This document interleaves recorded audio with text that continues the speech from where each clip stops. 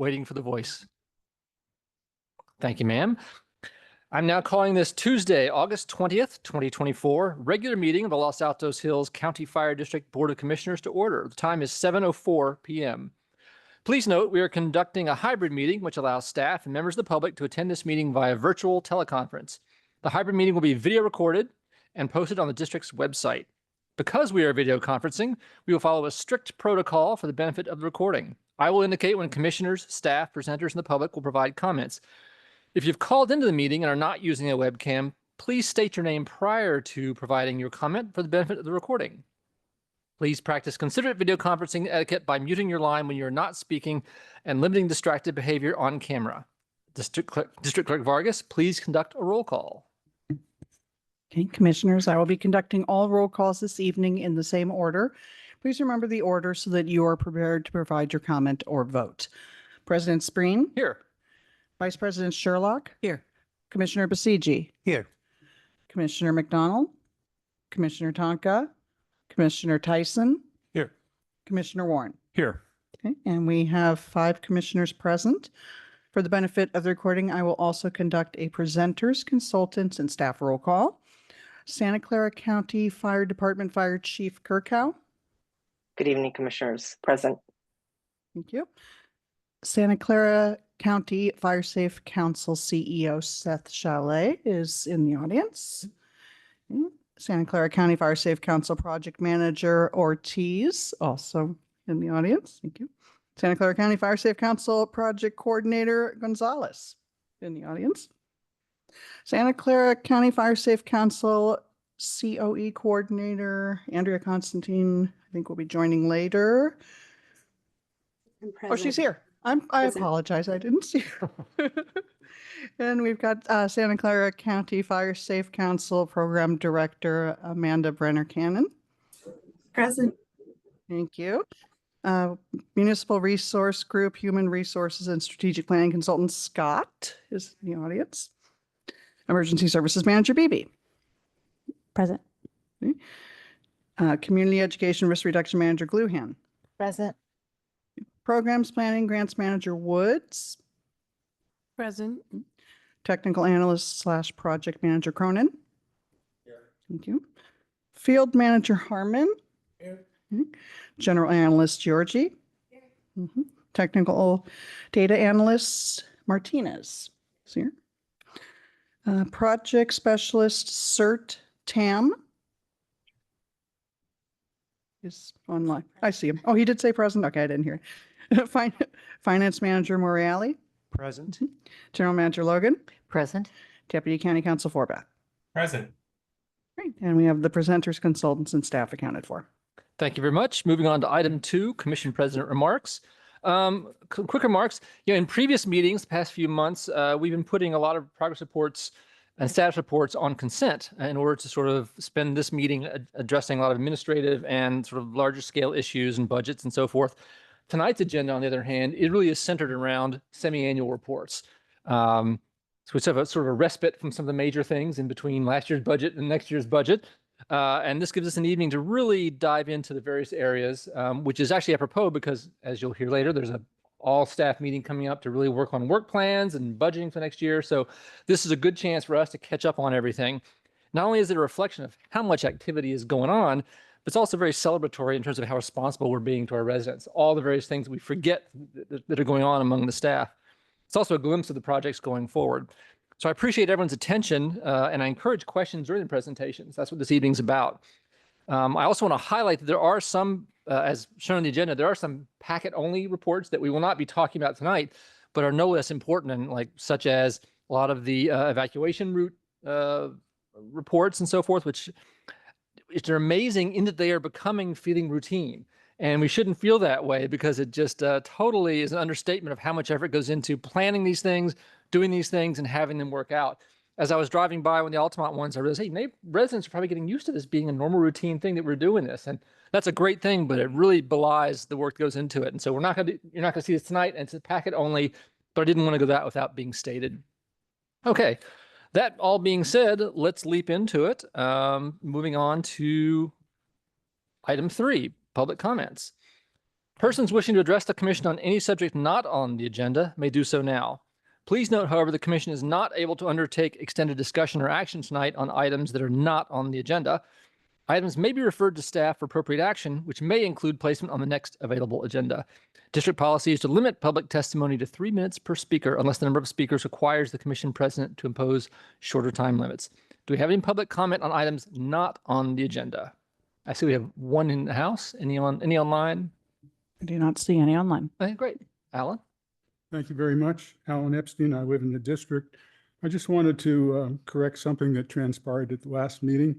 At the last meeting, I raised a question about $197,000 contract for drones. President Spreen provided a response after I made my comments. He said that the dollars listed in the agenda are cumulative over time. This is not each individual budget. His understanding was incorrect, and it was not corrected by any of the other commissioners or by the staff. The $197,000 was for a single year. And I guess I believe that if 197 was the right number for a cumulative number, then obviously 197,000 wasn't the right number for a single year. President Spreen went on to say that this work is necessary for analysis and data for the projects that the district does. I agree that in certain cases, the drone work may be advantageous, but, and we'll see as we go into the report later tonight, I question whether the drone information is truly valuable and cost-effective for the district. Thanks. Thank you. Appreciate it. Any other public comments? I see none.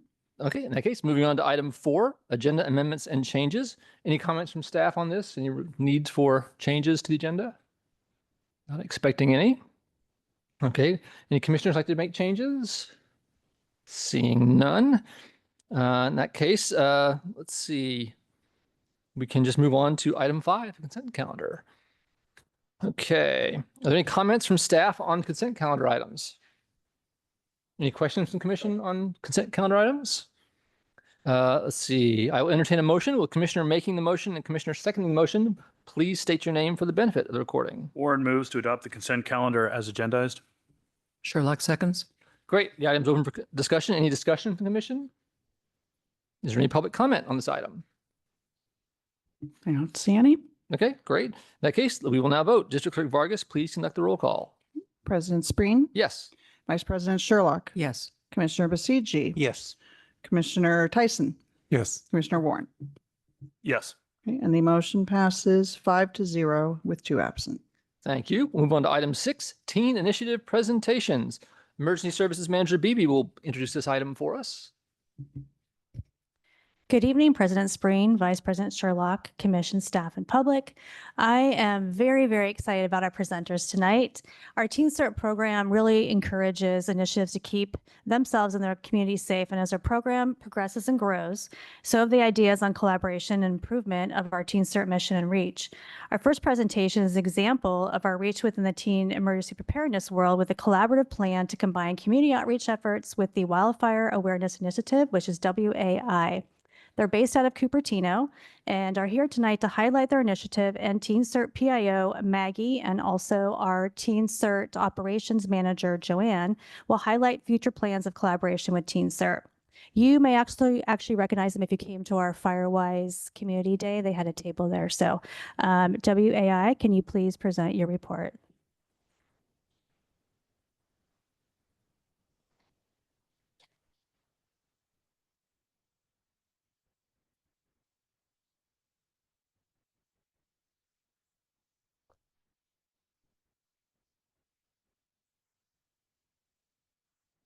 Yeah, go to the next one. Okay, thank you. Okay. Hello, we're WAI, or the Wildfire Awareness Initiative. We're a 501c3 nonprofit organization of about 20 high school students all over the Bay Area. Our organization was founded in early 2021 following the SCU Lightning Complex wildfires after seeing and experiencing firsthand how unprepared our community was in the face of a wildfire. I'm Lauren Kim, and I'm the co-founder of WAI. And I'm Niranjana, the other co-founder of WAI. And our mission is to encourage youth and families to start wildfire preparedness efforts immediately to help prevent disastrous wildfires. We've been doing this by spreading awareness about wildfire preparedness and prevention through different mediums and events. And our work includes posting on social media. We're Instagram at Way for Change, and we include posts about various wildfire topics on how the causes, effects, and future trends. And we also post videos on our YouTube channel. And we also host in-person events for schools and Boy Scout troops where we talk about these topics and also host interactive activities such as Cahoots.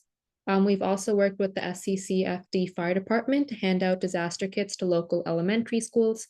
We've hosted webinars, including STEM events and workshops, and hosted booths at various different events, such as with the Cupertino Public Safety Commission at the Cupertino Earth and Arbor Day Fair, as seen on the pictures on the right.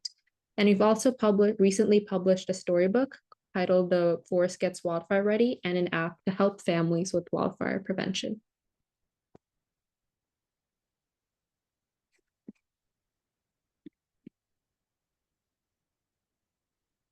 Yeah, next slide.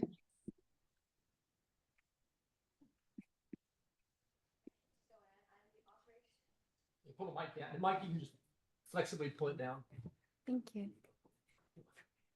There you go.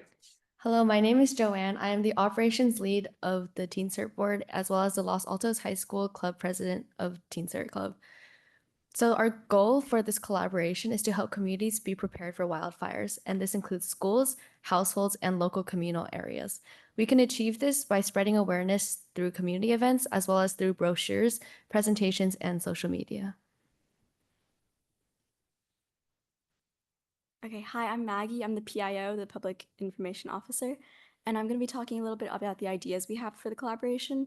So mainly we're thinking about bringing out WAI to some of the events we're hosting, like, for example, the Hoedown that'll be next month. We're going to bring them out. That'll be fun. And then we're also planning on teaching and spreading awareness to groups like Boy Scouts and other events. And we're also going to make some go bags with flyers from each organization. And then we're also currently working on making some content through social media, like through Facebook, X, and Instagram. And some of the content ideas we have right now are signing up for Alert SEC, making a go bag, and knowing 2 ways out. Thank you.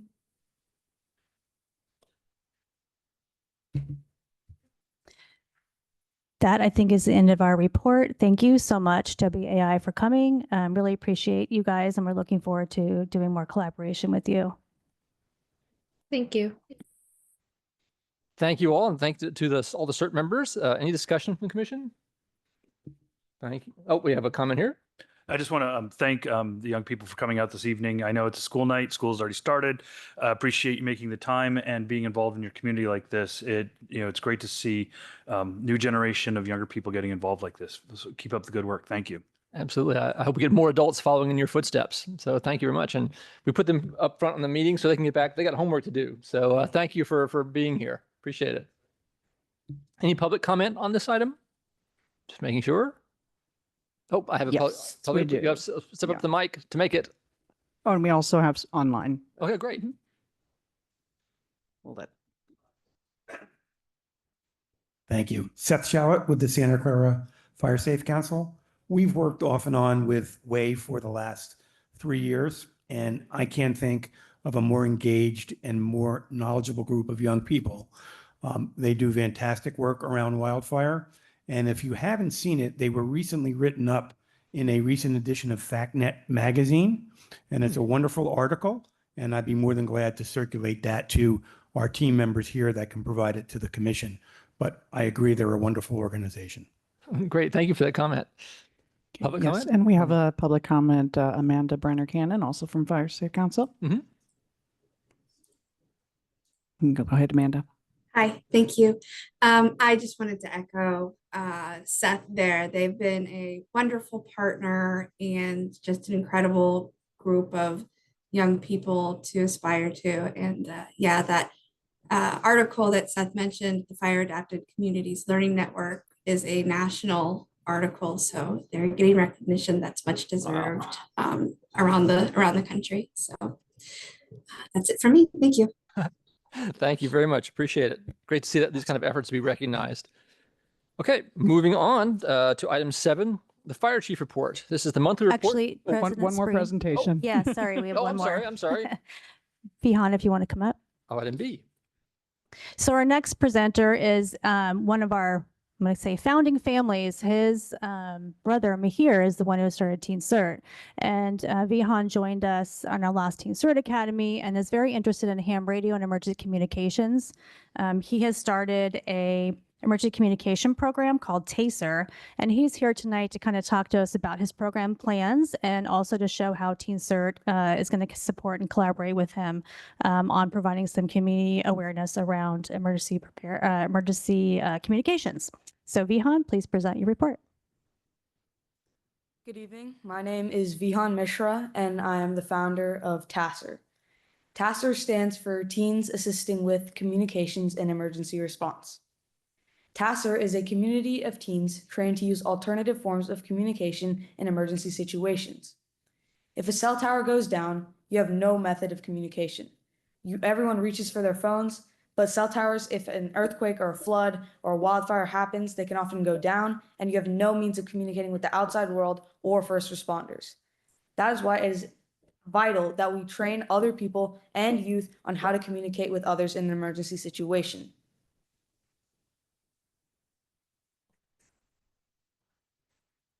So on our online website, we are currently working on a curriculum with a set of 9 modules, training teens and adults on how to communicate in emergencies. We're working on some modules such as wildfires, earthquakes, floods, and emergency communications. Participants in the program will receive a TASER certification and become a DSW service worker. We also have a club at Los Altos High School to raise awareness about emergency communication in our community. Club participants will help organize events and plan future events like a fox hunt. A fox hunt is an event where people use and learn about radios to find transmitters all around a large campus. I recently attended a fox hunt hosted by the Saratoga Amateur Ham Radio Club, and I was learning how to use a Yagi antenna, which I'll show later in the video or in the slideshow. And it was really interesting, and I learned a lot about how to communicate.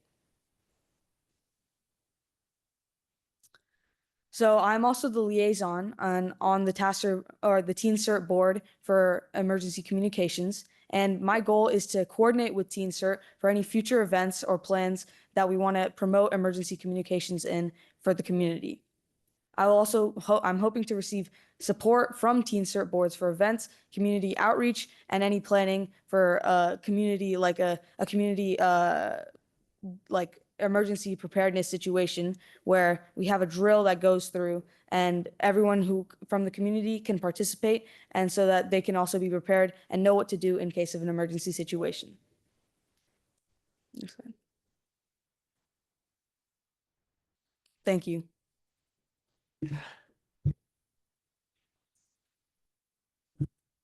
Comments? What's a Yagi antenna? Oh.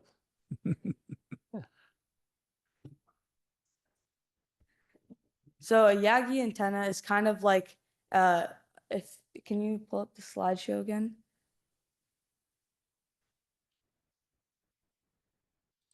Is that what you're holding in that picture? Yes, it is. So it's kind of like a radio, which is connected on a channel to a transmitter. And the whole point of the field day is that people can learn about these Yagi antennas, and they're hidden around. So they can be really small, they can be a box, they can be hidden around a corner on the side of some steps. And the goal is to kind of move the Yagi antenna around so that you can pick up a frequency of the signal. And so by moving it around, you'll be able to find different transmitters, and that's how you find the foxes. Very good. Thank you. Thank you. Any other comments? Well, so the teens are setting the bars high for all the presentations to follow. So thank you very much, sir. Appreciate it. And this is obviously a hot topic even among adults, because I know the emergency communications is both here in this organization and in the town emergency volunteer group. So this is a hot topic. So it's great to see the teens on top of it. And again, making sure the adults do their work. Thank you very much. Now I move on to item 5, I think. Is that it? Thank you all. Thank you, teens. Item number 7. Yeah. Item number 7. Okay. This is the July report, the monthly report for July 2024 is item 7A, and 7B is the July report for Station 8. Fire Chief Kirkow, if you could please provide these reports. Good evening, President Sprain, Vice President Sherlock, and commissioners and staff. Before you is the July 2024 report for Los Altos Hills County Fire District.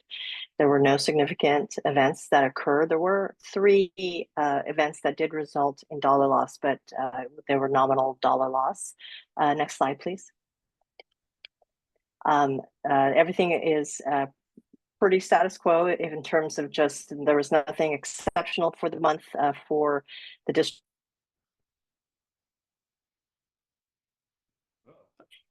Which attracted 410 attendees for community education. And again, we just continue to monitor not just the district as a whole, the Los Altos Hills County Fire District, but the mutual aid that continues to go out.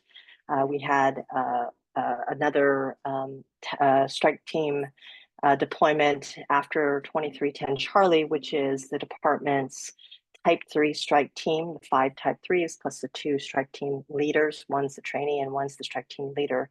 When they came back from the park fire, they went back out again as requested by Cal OES. We still have resources out throughout California supporting mutual aid. So in the meantime, we continue to backfill at home. And during this month, we were staffing Station 8, meaning County Fire was staffing Station 8 in partnership with Palo Alto Fire Department. So with that said, that's the end of the monthly report. Are there any questions? Or I can take any questions. There's your map. Any questions or comments? Not seeing any here from the commission. Any public comments or questions? Not seeing any. Great. Thank you. Great.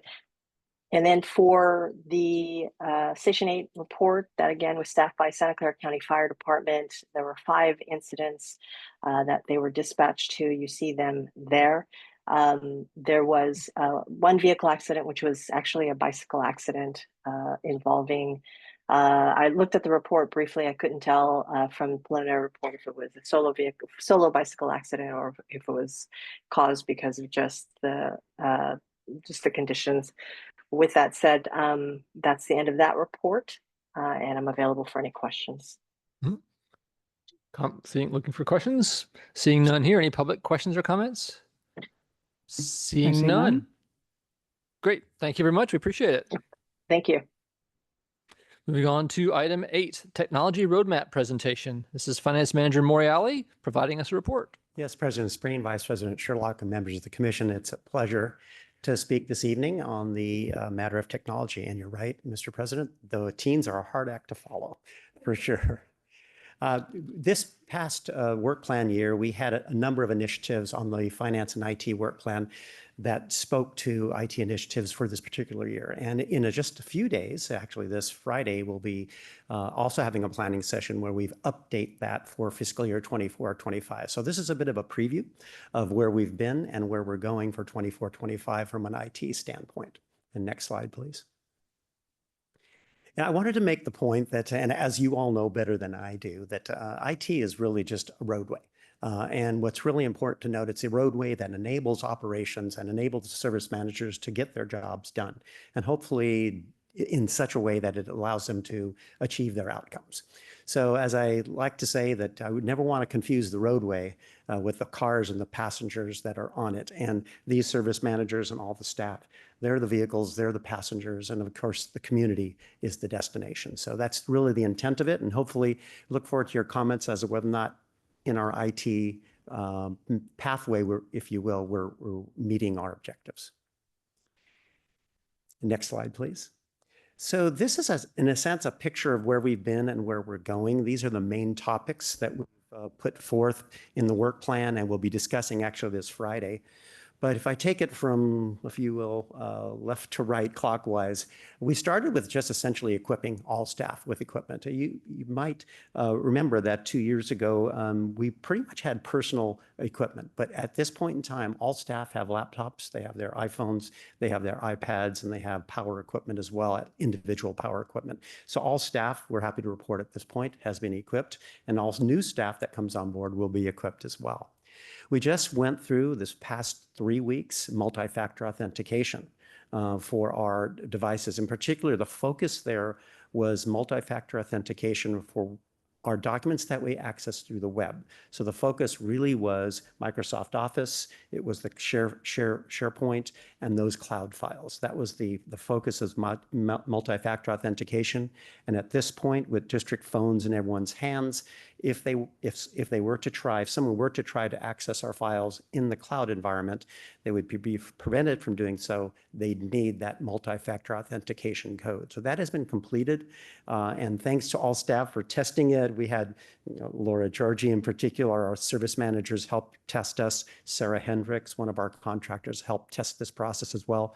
And it was successfully launched about 3 weeks ago. So that's in place. Payroll and HR, Corey can speak to this much better than I can, but over the past month, with the blessing of the allocation that the commission gave us this past year, we have moved our payroll system to the cloud and to the latest and greatest version. So at this point in time, all staff is starting to engage with the cloud-based HR payroll system. We hope with this next payroll, all time entry will be done from their phones and from their iPads. So we've automated that process, hopefully made Corey's job much easier in terms of getting that data and processing the payroll. But more to that, I want to thank the Commission for allowing us to purchase what we call this HR package, because it gives us many more tools in the HR environment that we're going to be taking advantage of. And especially when we start talking about benefits, this will help us as well in terms of reporting in that arena. So that is, I would say, not complete, but I would say it's been implemented and we're in the process of training and rolling out as we speak. What we have not done yet is upgraded our finance system. That will be taking place over the next 3 to 6 months to QuickBooks and hopefully start enacting and activating the service area manager budget. So that's coming. Document management systems is also planned for 24-25. What that will do is that will help us with our search capabilities with our public, because we're hoping the document management system will index properly and use smart tags, and we will frame that up through our website and hopefully help with the search capability from an internet standpoint. So that's coming, not here yet, but it's been funded and planned for. And ultimately, looking at our website, what's the next generation of our website? So we're evaluating that as we speak. In essence, that is what's in the arena for IT. Lastly, we spoke about open government type of reporting. That's an open government type of reporting where the community, if you will, public can look at our finances in particular and drill down on our finances. It's not our main priority right now, but it could be the end result once we update our finance systems and update our reporting. So that also is probably a 24, 25, 25, 26 initiative. Lastly, and I think this commission knows much better than I do, that we live in a 100% remote environment. It's very interesting. We don't have a server in a server room somewhere. So network security is something that we have to really look at very closely in this remote environment. And so we're working with Eaton, our IT providers, and talking about how we go beyond just the Microsoft level of security and really put a firewall around our remote devices. So those discussions are beginning now. The General Manager Logan and I will be speaking with Eaton over the next 2 weeks, but that's also going on in the background, and that's a very important initiative. That, in essence, is what's going on with IT. Next slide, I won't go through all the detail. I've spoke about it, but these line items are right out of our work plan. They kind of indicate where we are. There's 4 main areas. There's fiscal, which I spoke to. There's policy, and thank you for the commission tonight for helping us with the privacy policy. And to that point, I'd be remiss not to thank Laura Georgie and Victoria and the outreach team and all the service area managers, because they really helped tremendously and started this initiative for the privacy policy. So I want to thank them in particular for all their work, and Sarah Hendricks, who's a contractor as well, that helped us with that. But we're also, our next policy that we'd like to bring to the commission in 24-25 is a formal, full-blown social media policy, but that will take some time to develop as well. On the next slide, there's operations. I already spoke to all the various operations items that were coming to the table. In particular, one of the details I want to point out is that we have not forgotten about the internet-based credit card purchasing program. That will happen during 24-25 as well, but we've put that on pause given the other priorities. And lastly, security, and I spoke to that already. So with that, that in essence is the IT roadmap, and open for any questions or comments that you might have. Any questions, comments? I'm just delighted to see the security being, I'm delighted to see the security being in this, really a area of focus, largely because of all the things we're hearing these days of, in terms of what happened to Delta Airline and all those people, so we need to make sure that we are ahead of all that risks. Thank you. Thank you so much. And we have noticed too that, and not unlike many other organizations, that email spam is prevalent. It's prevalent. You've seen it most likely personally in your businesses and your personal life, and it's really on an uptick beyond what I've noticed ever in my career. And we see it daily. Great. Any public comments? Oh, please. Simple one. Yes. Perhaps is even a trivial one.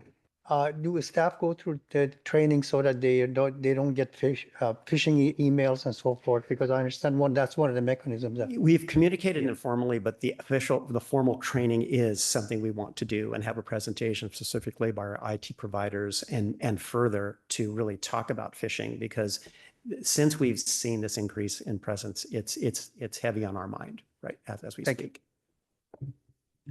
Great. No other comments? Thank you. Appreciate it. Moving on to actually item 9, which is finance. 8B. Actually, no, I'm sorry. It is I got 9. the number right this time.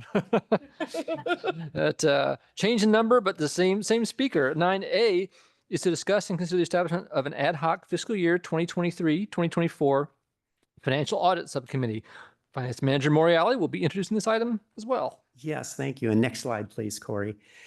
This is a fairly straightforward item, but it's something new. It's something new for the district. As you know, every year we go through a financial audit. And what is different in this environment, being a sub-agency to the county, is that our time frame for the audit is really constricted.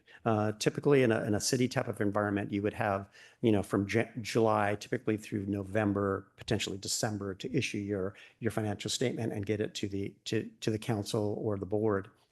Because we're a sub-agency of the county, the county, of course, has its deadlines as well. So our audit really just starts in July, August, and typically ends at the end of September and being delivered to the county. So it's a quite constricted time frame. So we're asking this evening for an action by this commission to create a subcommittee for pre-audit review, and we're for 2 important reasons. The first and primary reason is, in speaking with our auditor, they really do like to present a draft to the commission and the board. In essence, the auditors report to you, as they should. And when we spoke about the timelines involved and spoke about the fact that really we have to deliver this audit in October, and realizing that we're still doing field work, we just closed the books actually this last week, that having an audit subcommittee will allow a draft financial to be presented to a subcommittee of the board. So you can directly speak with the auditor, directly ask questions, and get informed from at that level. And then in October, when the final audit is presented, you will have had that insight, and then the full board will see it in October. So really, connectivity and access to the auditor and comfort level of the auditor, I think, is real important. And the auditors love to have an audit subcommittee of some type when it deals with municipalities or special districts. It is their preference, and I personally applaud it as well, given my experience. The other issue is timing. This also helps us to get the draft done and get the final financial report in front of this body in October, and then deliver it essentially the next day to the county. So for that reason, we're asking that the commission consider the creation of a subcommittee, ad hoc subcommittee in particular, with a definitive end date of October 31st, 2024. So that is the request. The subcommittee can have as many members as you'd like. It can have up to 3, of course. It could have less than 3, but that would be the request to decide as to how many members would participate. I would suspect it'd be 1 or 2 meetings at most. It may just be 1 meeting, an hour or 2 hours with the auditor in particular. Staff will be there to answer questions, but the main discussion would be between the auditor and this subcommittee presence. Great. Thank you. Just for some discussion amongst the council, I'm really Commissioner, I'm completely for it. I'm glad to give our auditors as much access as they want, and I'm glad to be part of that. Any comments from Commission in terms of this, or any reason not to? I think it's a good idea. Okay. Some any public comment on, actually before I guess wait till we get to motion. My understanding is that we need to do this in 2 parts. We need to first establish an ad hoc committee. Item B will be talking about who will be on it. So in that case, I've heard nothing but positive story. Anyone make a motion? Or moves to establish an audit committee for fiscal year 2023, 2024. Thank you. Tyson seconds. Awesome. Any other discussion here from the commission? Any other public comment on this? We need to put a time frame around, now until. I believe that the language we have written in here actually does sunset at the end of October. There we go. Okay, great. In that case, if there's no public comment on it, we can go ahead and roll call on the creation of the ad hoc subcommittee. Okay. President Spreen? Yes. Vice President Sherlock? Yes. Commissioner Basiji? Yes. Commissioner Tyson? Yes. Commissioner Warren? Yes. Okay, and that motion passes 5-0 with 2 absent. Thank you. So item 9B is the appointment of commissioners to serve on this subcommittee. The focus of to be clear, the focus of the ad hoc subcommittee will be to review the draft audit and meet with the auditors as the reports and materials are analyzed and compiled with an end date of no later than October 31st, 2024. As an ad hoc subcommittee, it will not be subject to the meeting rules required under the Brown Act and will be made up of less than a quorum of the commission, which will be 3 or fewer members. If the commission is amenable to the creation of this committee, which we already have, I will now accept volunteers for said subcommittee, and I will put my name out there as well. I will volunteer as one. And would anyone else like to join? Tyson volunteers. Great. That's 2 is fine. If anyone else wants to, we can take 3 if you want, but otherwise 2, I think would be great. Sounds good. In that case, any other discussion? I guess, let's see. We need a motion for that, I guess? Yes. Warren moves to nominate Spreen and Tyson. Spreen and Tyson for the ad hoc subcommittee. Thank you. Thank you. Sherlock seconds. Great. Any other discussion here? No fights here about who wants to be on it? Okay, great. Any public comment on that? Seeing none. Seeing none, let's roll call. Okay. President Spreen? Yes. Vice President Sherlock? Yes. Commissioner Basiji? Yes.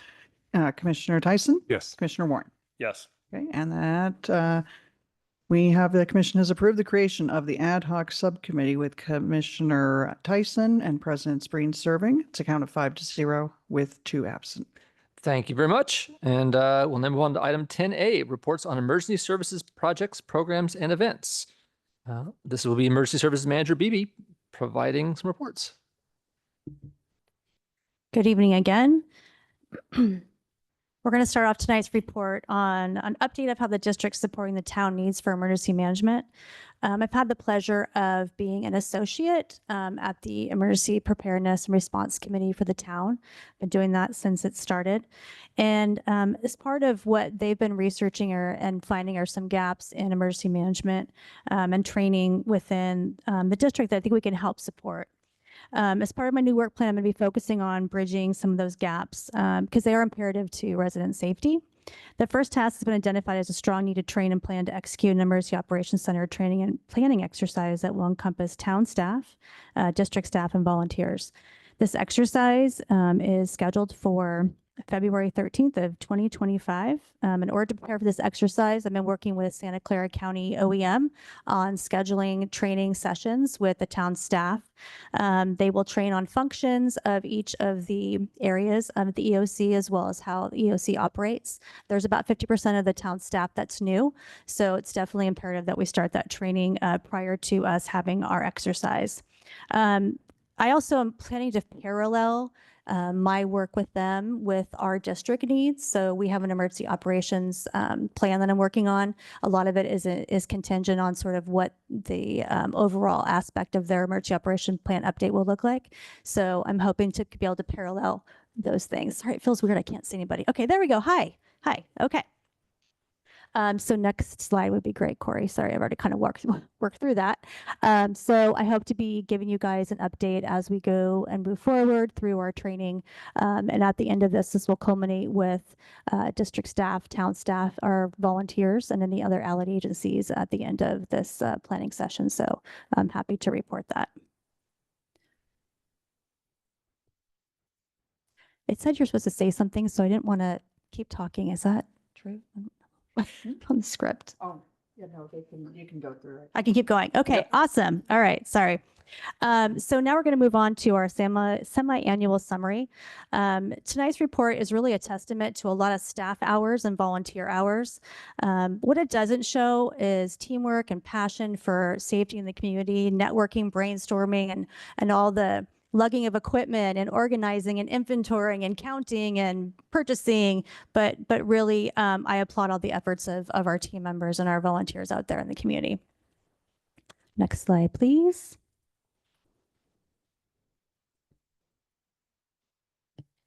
One of the most crucial elements of our emergency services division really is outreach. Showing our partners and allied agencies that we're a trusted and consistent resource is what builds trust, and it builds trust in the community. It builds trust with our partners.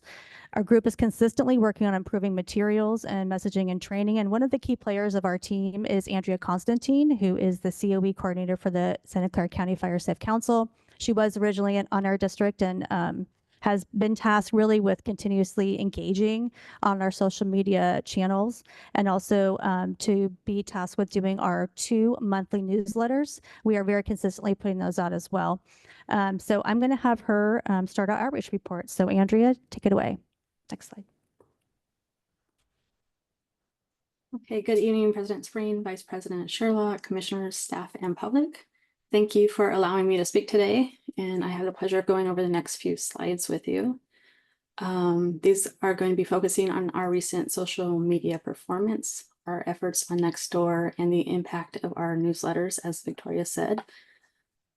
We'll start with our social media performance highlights. This slide provides a snapshot of our performance across different social media platforms. To clarify, the engagement rate is calculated as the percentage of people who interacted with a post. And this is whether by clicking, reposting, commenting, saving, or liking, relative to how many screens the post appeared on. As we know, not all followers see each post due to a varying algorithms on each of the different platforms. One interesting finding is the variation in engagement based on the type of content we post. For instance, on Facebook, our audience engaged more with content that highlighted the softer side of the district.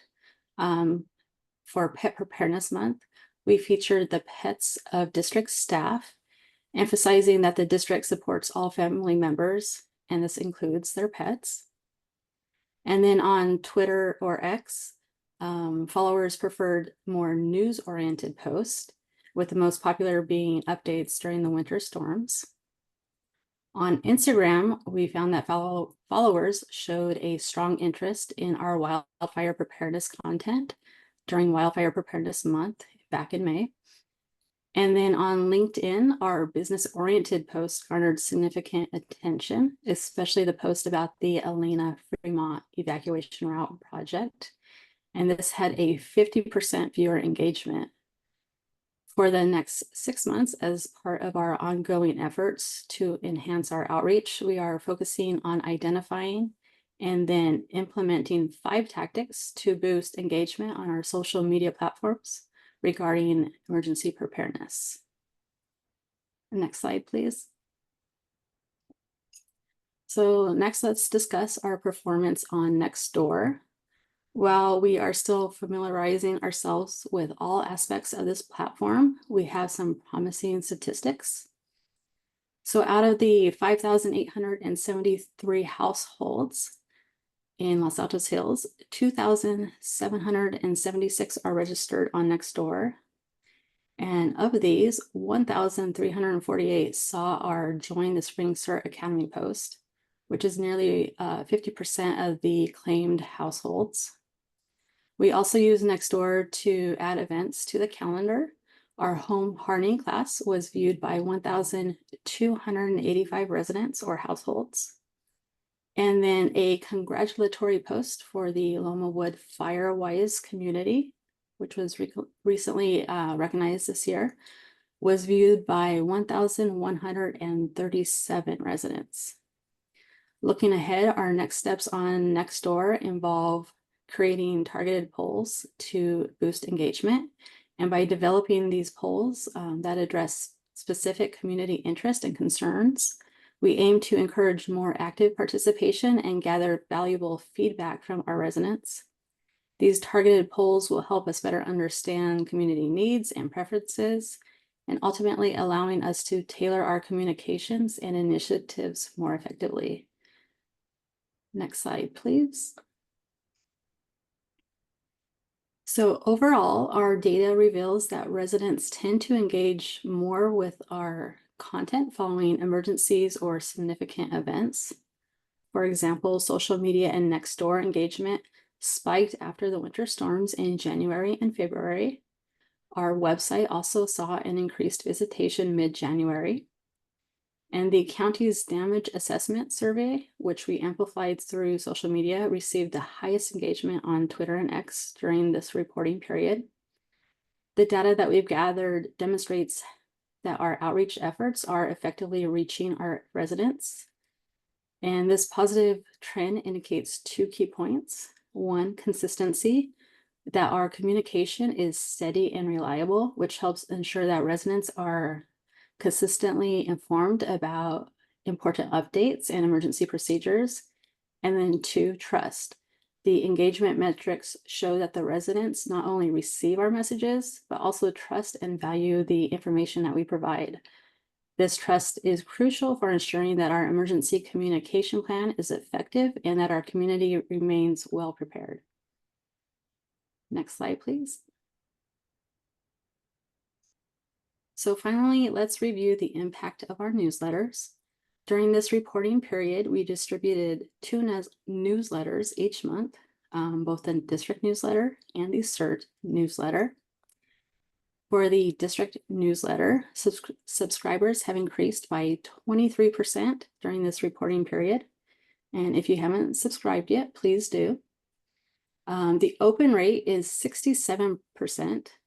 And the average open rate for newsletters within the platform of MailChimp, which the districts uses, is 35.63%. And they have an average click rate of 2.63%. And the click rate for the district is 8.3%.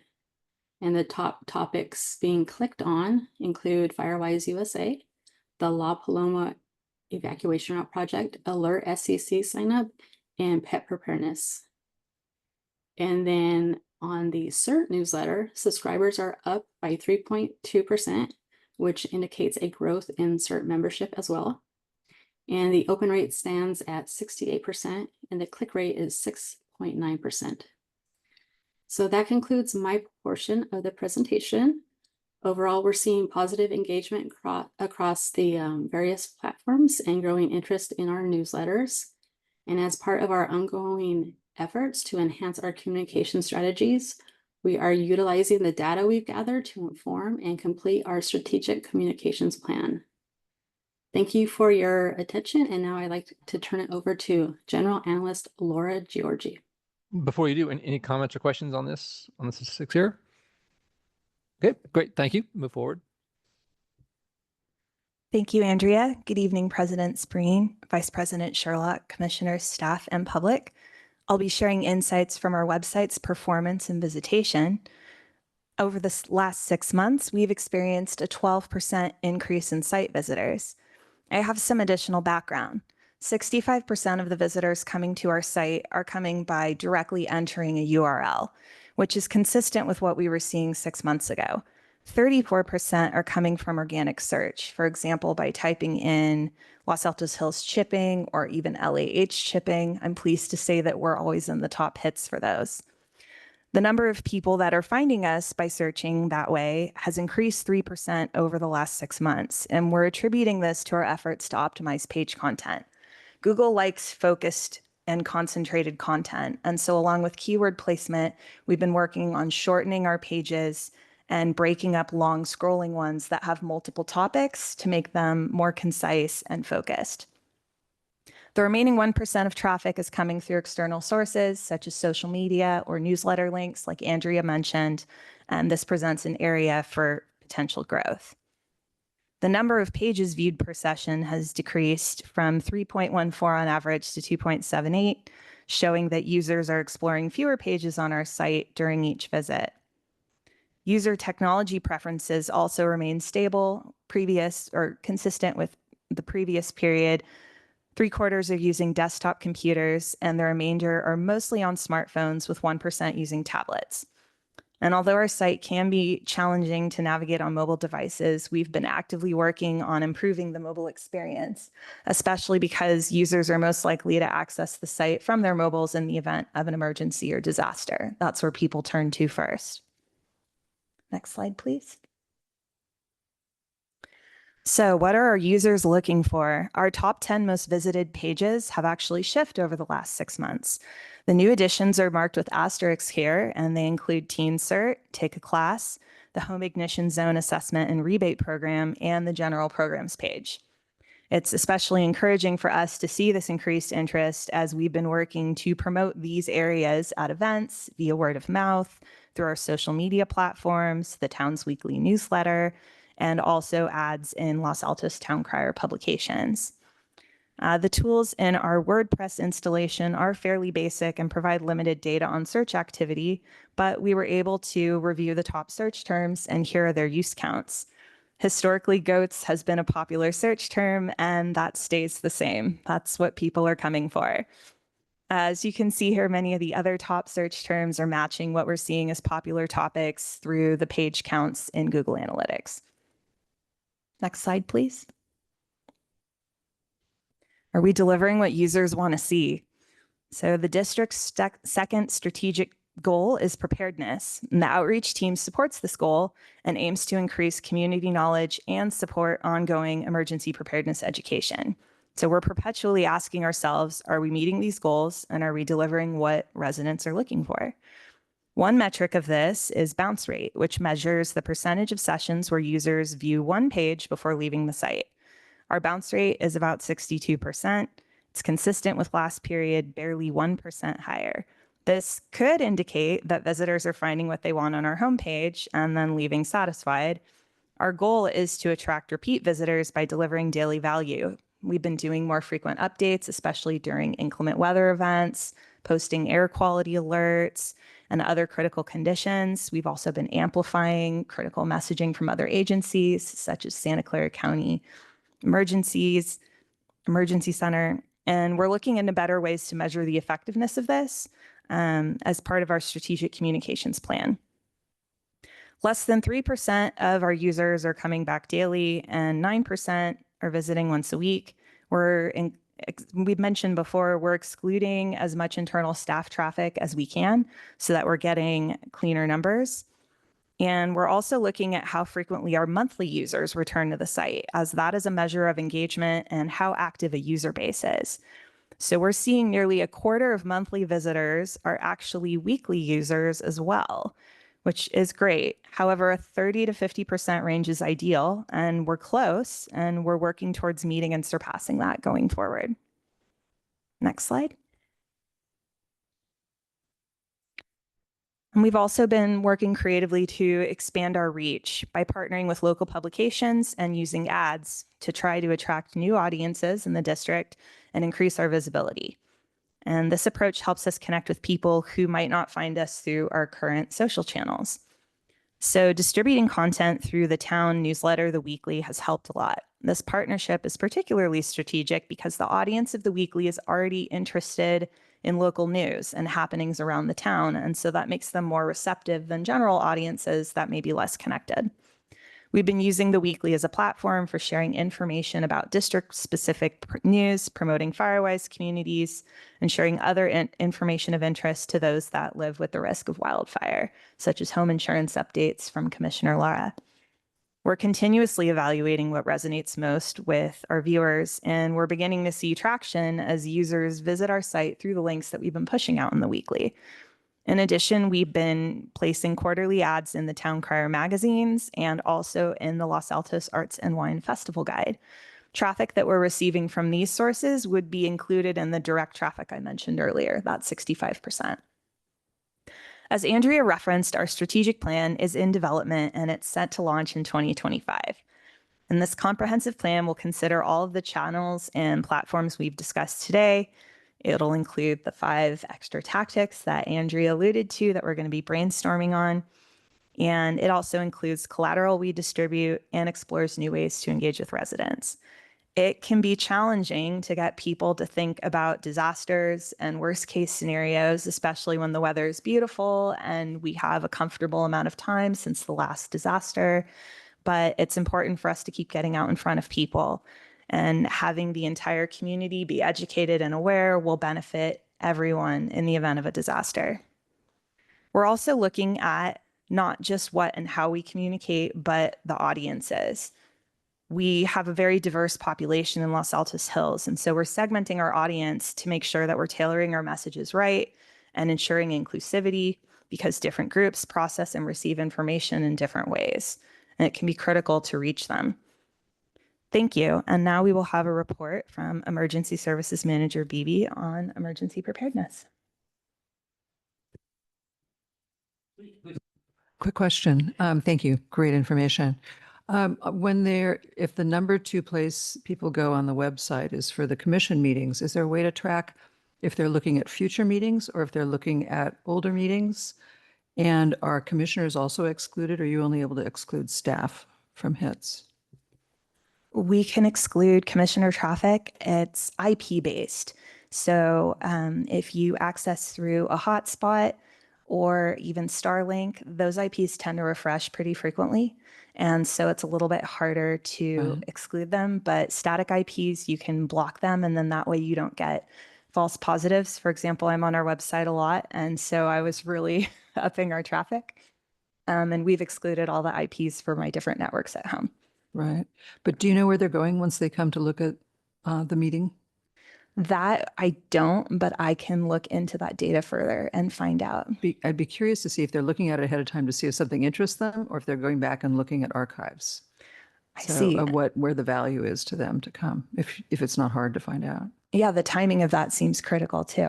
Yeah, that'd be great. Will do. Thanks. Sure. Thanks for the presentation. I'm glad to hear about the coordination or the inclusion of the town newsletter. That's one of the things that I've learned from this, is that it's just, you've got, 3,000 households and maybe 80,000. We got 8,500 people. It's very hard to just get, more than a small number of them engaged. That town's newsletter has taken week after week, month after month to get up to 700. And it's kind of I think we're proud of that, but it's been tough. So I think tying in, linking in with something already working that way is a really good plan. In terms of engagement, I like the tracking and the different ways of doing this, but something occurred to me, since you may not be aware that there's a political campaign going on, and I don't know how many texts a day. Okay. And I'm just wondering, what would you say is the future of pushing texts? As it could be so good if there weren't so many of them that make you so annoyed. And I don't know if you have any thoughts about that. Did you want to speak to that? So I think what happens is when there's too much information pushed out, people start to ignore it. and then it becomes annoying. And the last thing we would want to do is have that happen with emergency preparedness and emergency communications. So is it never going to happen? I don't want to never say never, but also one of the things that we do learn in emergency management a lot is not to overdo too much information, because then people start to shut off to it. So, but part of our strategic communications plan is to be asking some of you guys your thoughts on engaging residents. So keep those thoughts. Yeah, it's a tricky topic. Yeah. Okay, you can continue. Okay, so thank you, Andrea and Laura. So another key aspect of resident resiliency and safety is our district programs and events that we highlight at these events, our preparedness messaging. So over the last 6 months, we've educated the public through our preparedness guide series. So this is a summary of what those events message to the public. And I just want to highlight our diverse messaging in our presentation. So we went from PG&E, power outages in the areas. It's very important to the residents. We talked about alert and warnings, where to find trusted information, from home hardening to defensible space presentations. And then we rounded out with a pet evacuation webinar, which is very comprehensive with the Halter project. So this really highlights our partnerships as well with allied agencies in the emergency services field and our collaborative efforts with the town. Next slide, please. An area we've shifted more focus on towards in the last few months has been disaster coordination, specifically in our jurisdiction. So as we know, climate change increases and changes to our risks increase too. So we really need to be ready.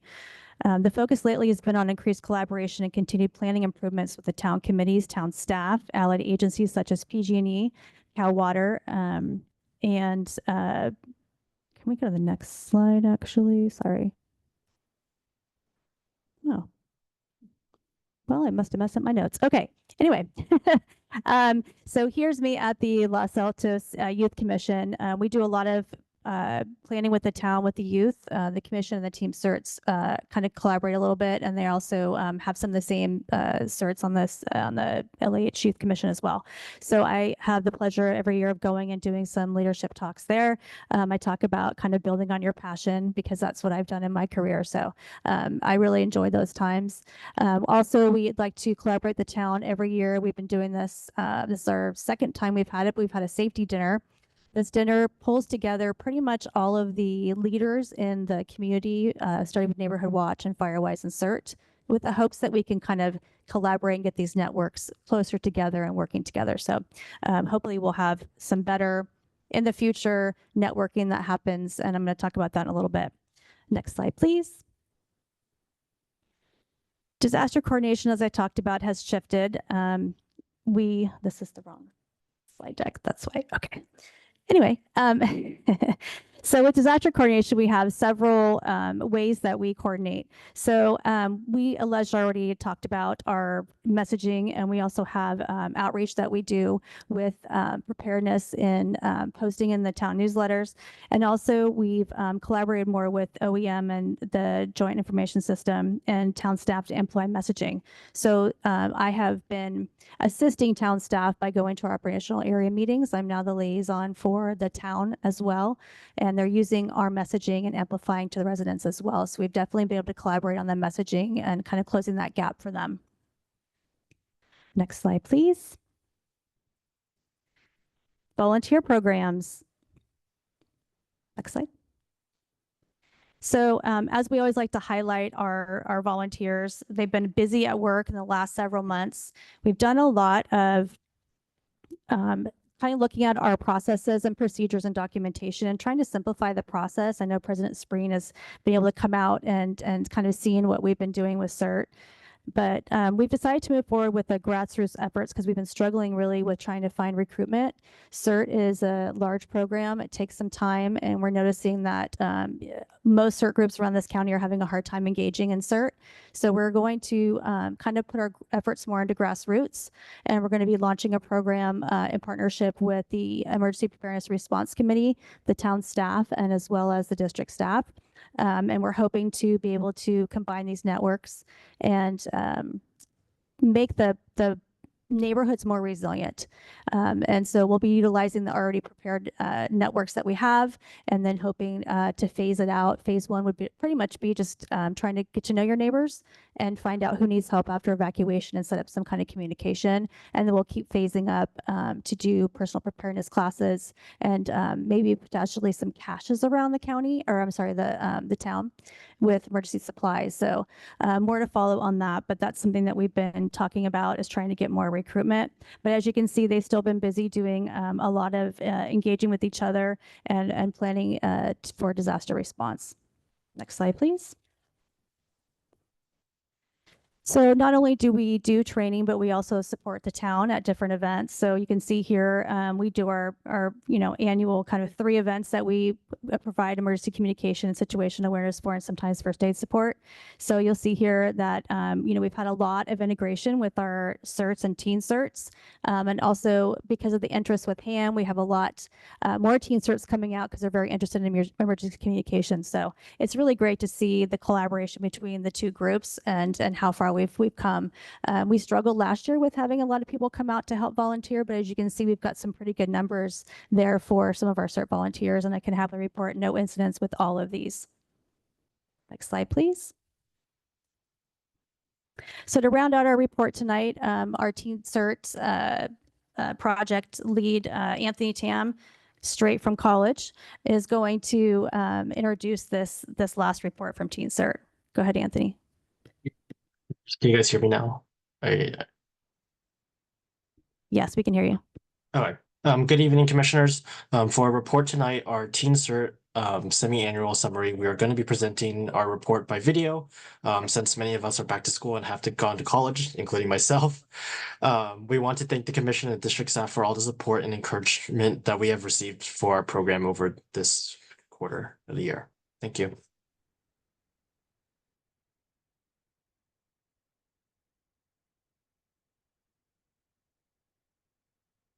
This is Santa Clara County's Teen CERT Board's semi-annual report. In February, we talked to a scouting troop in Africa about the Teen CERT program. We held an academy at Los Altos High School for the first time, and we had 19 graduates who are now properly trained in emergency preparedness.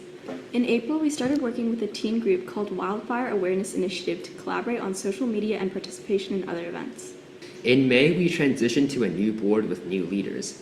Teen CERTs assisted in the pathways run with traffic control water stations and other tasks. In June, we held the town picnic, where 5 Teen CERTs helped educate the public on fire safety and learning how to operate fire extinguishers. We also inventoried and supported the Los Altos Hills County Fire District with the inventory in the ARC, the Triller, and the El Monte station. In July, at the 4th of July parade, we had the most amount of teen CERTs. We were able to shadow the CERTs, and many of us were able to practice with the ham radios. Teen CERTs have also been supporting the Los Altos Hills County Fire District with inventory. As for Los Altos High School, we've been working with the Los Altos High School Ham Radio Club and the LHS admin, Derek Miyahara, to get the updated school safety plan. We are also hoping to market and expand to more clubs for our on-campus CERT club.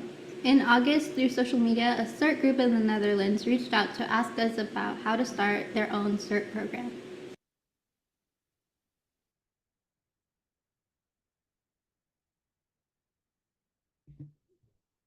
Thank you, Anthony, and thank you, Teen CERTs, and that's the end of our report.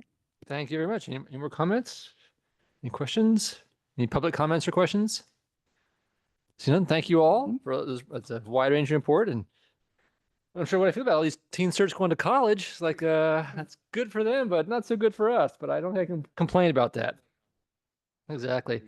Great. Okay, moving on to item. Let's see, 10B. Is that correct? Yes. Okay, 10B. great. Community education and risk reduction reports. This will be Community Education and Risk Reduction Manager Gluen and Santa Clara County Fire Safe Council Project Manager Ortiz will provide these reports. All right, I'll head it off. Like to say thank you for letting us present these semi-annual reports to the commissioners and to the public this evening. I'm going to go ahead and review what's happened in community education and risk reduction management realm. First, I want to thank Andrea from Santa Clara County Fire Safe Council for all of her help. She helps me support administratively the FireWise program, which I wanted to give a great statistic that Eugenia gave to me today. There's 18 Firewise communities in Santa Clara County, 6 of which are in Los Altos Hills. So that's 1/3 of the total participation in Firewise throughout the county is in Los Altos Hills. So that's a big improvement from 2 years ago when we started with 1 Firewise community. Let's go through that. Next slide, please. So this is just the quick update for August. We had a little bit more motion on getting recognized communities. Natoma Firewise on the 1st of August was recognized as a Firewise community. That makes 6 total. You can see on this graphic that we started out in 2022 with Saddle Mountain, 23 with added another, Zone 33, and then this year we've added 4 more. So most of those are, well, in fact, all of those are in this semi-annual report timeline. We do have Hidden Villa in the application process. So my next big goal for the next 6 months is recruitment. We have the arrows that are noted in white as areas that we do not have recognized Firewise communities, or we really don't have much action at all. We have some action in the zone 11-12 area.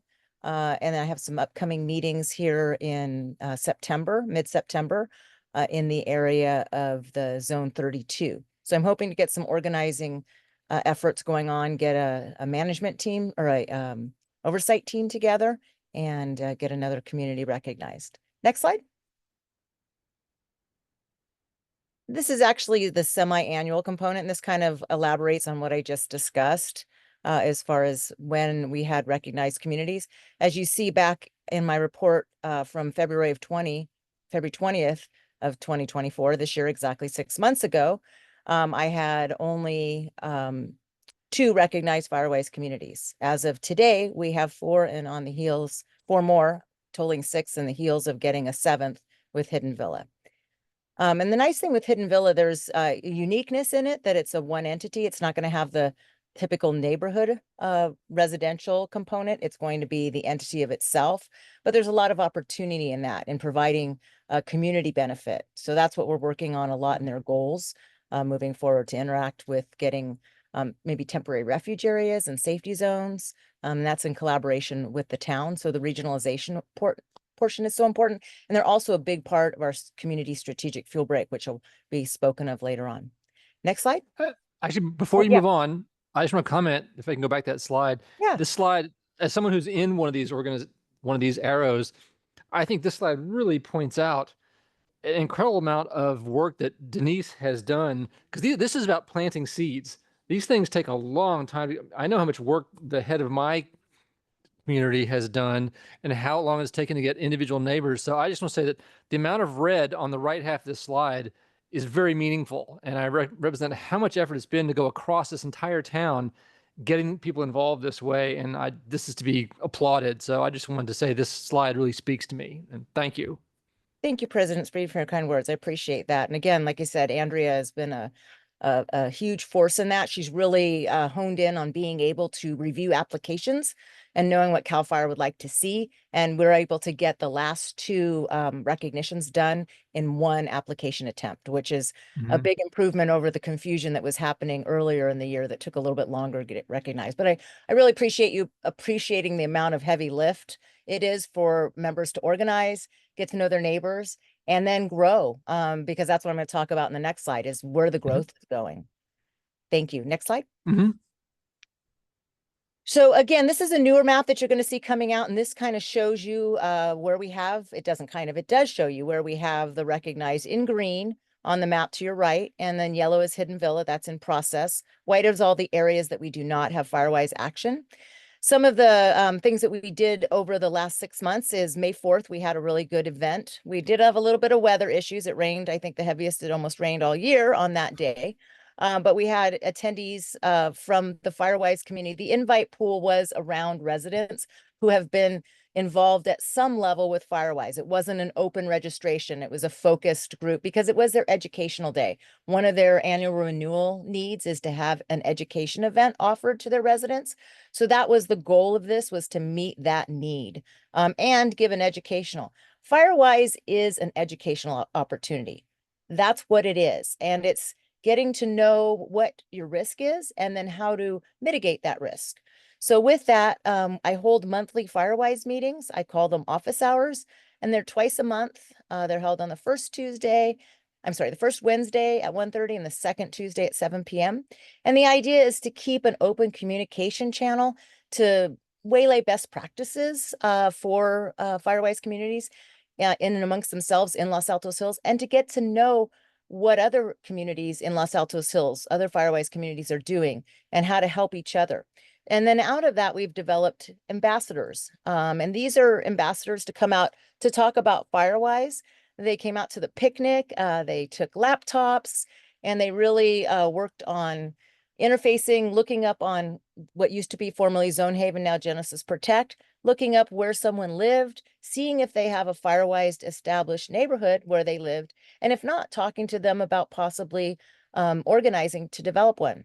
And my goal is obviously to have all of this map on the right, have all green, so that whenever we go to an event, we can just be facilitating meeting up with the group that is your Firewise community for the local resident when they look and come up. Right now, we have 7 opportunities for that to happen. Our goal is to increase that by hopefully at least 2 more communities before the next time I report on this semi-annual. And then the second phase of this is to integrate district programs. You know, what types of things can the feedback from our residents, now that we have a communication link going on, and on our district programs? How do we get maximum usage of our district programs? And how do our residents support us when we have projects that maybe we need some outreach on? And also, again, with the weed abatement and compliance. These are all programs that we want to utilize as Firewise community that we've developed in Los Altos Hills to make our programs and our projects even more successful. Next slide, please. Again, I mentioned already the office hours. The topics are varied. I try to give some sort of education. There's a lot of hyperlinks in my agenda. So if people don't attend, they at least can go and sign up for an HIZ or look at what the preparedness guide topic is for the month, or information about if their insurance was dropped. So again, that's a place that I have for the people that are already involved in Firewise. I have some sort of education. Frequently, I have people that want to know about Firewise that will attend just to find out more about it. So I'll be going over some of the items that are happening to become a Firewise participating resident. And then again, I already mentioned that we had the May 4th event. There were about 75 attendees.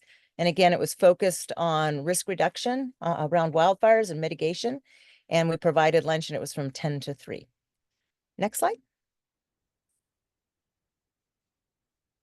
So again, goals. I know this is about reports on what we've done, but where we're going, because Firewise, we don't manage this program. We support this program for the residents in Los Altos Hills. So as everybody's mentioned, engagement is a difficult thing. When, you know, I've always said that preparedness follows events. So when you're nice and safe and you feel complacent, you oftentimes don't engage. You don't do these action steps. But some of the things that are forcing people to be more engaged is the homeowners insurance, kind of that crisis that's going on in California. Firewise does encourage residents to, again, here's an educational opportunity to change the perspective of the insurance agents that represent Los Altos Hills, to let them know that the residents are doing parcel level work around their homes and on their homes. In that, they're reaching out. We're having asking all the Firewise residents that are participating to seek a discount that they have been allowed to have from Commissioner Lara's office. And again, one of the other items that I'm working on is investigating educational opportunities to give feedback around this homeowners insurance dilemma. So reaching out to the Department of Insurance, the California Department of Insurance, and other entities that can help us with that. Another part moving forward is data integration. I'd like to work on getting metrics and vegetation data from what's happening on the parcel level, again, through the Firewise people, and that might be through HIZ rebates or HIZ surveys that have encouraged work to be done, the use of chipping program, and then evacuation route data. And again, this data is also being collected to help feedback to the homeowners insurance agents and the homeowners insurance companies, so that we can get in the modeling to say, look, Los Altos Hills is doing their work on a parcel level to improve outcomes in the event of a wildfire. I'm looking into some of the fuel modeling that's being done in other areas. The Marin Fire Safe Council is very proactive and they're integrating all of their HIZ inspections into Firewise modeling maps and looking for key parcels that maybe need to be engaged. And again, feeding back into the Firewise to help get that message out and to help engage those residents as we identify those key parcels. And then new programs that we might have that are coming up that we can help support projects like the I-280 and this community strategic field break.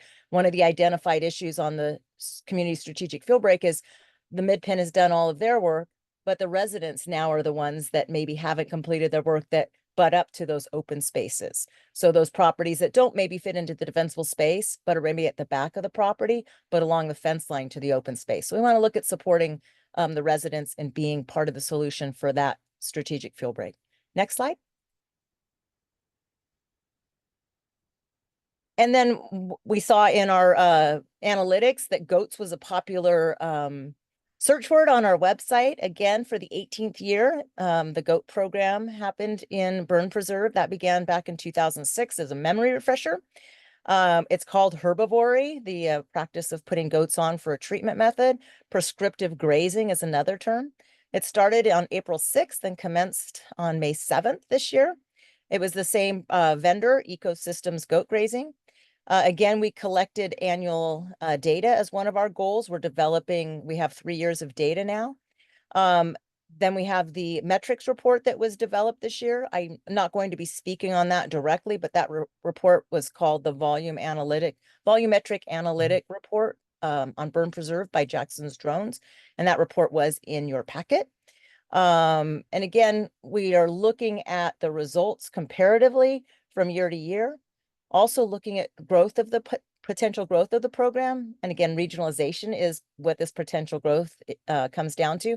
Looking at Hidden Villa possibly participating when the goats are in the area, Parisima Hills Water District, the city of Palo Alto, and also looking at possibly allowing for residential options that might be available that we can kind of leverage with the goats already being in Los Altos Hills and ready to eat. Next slide.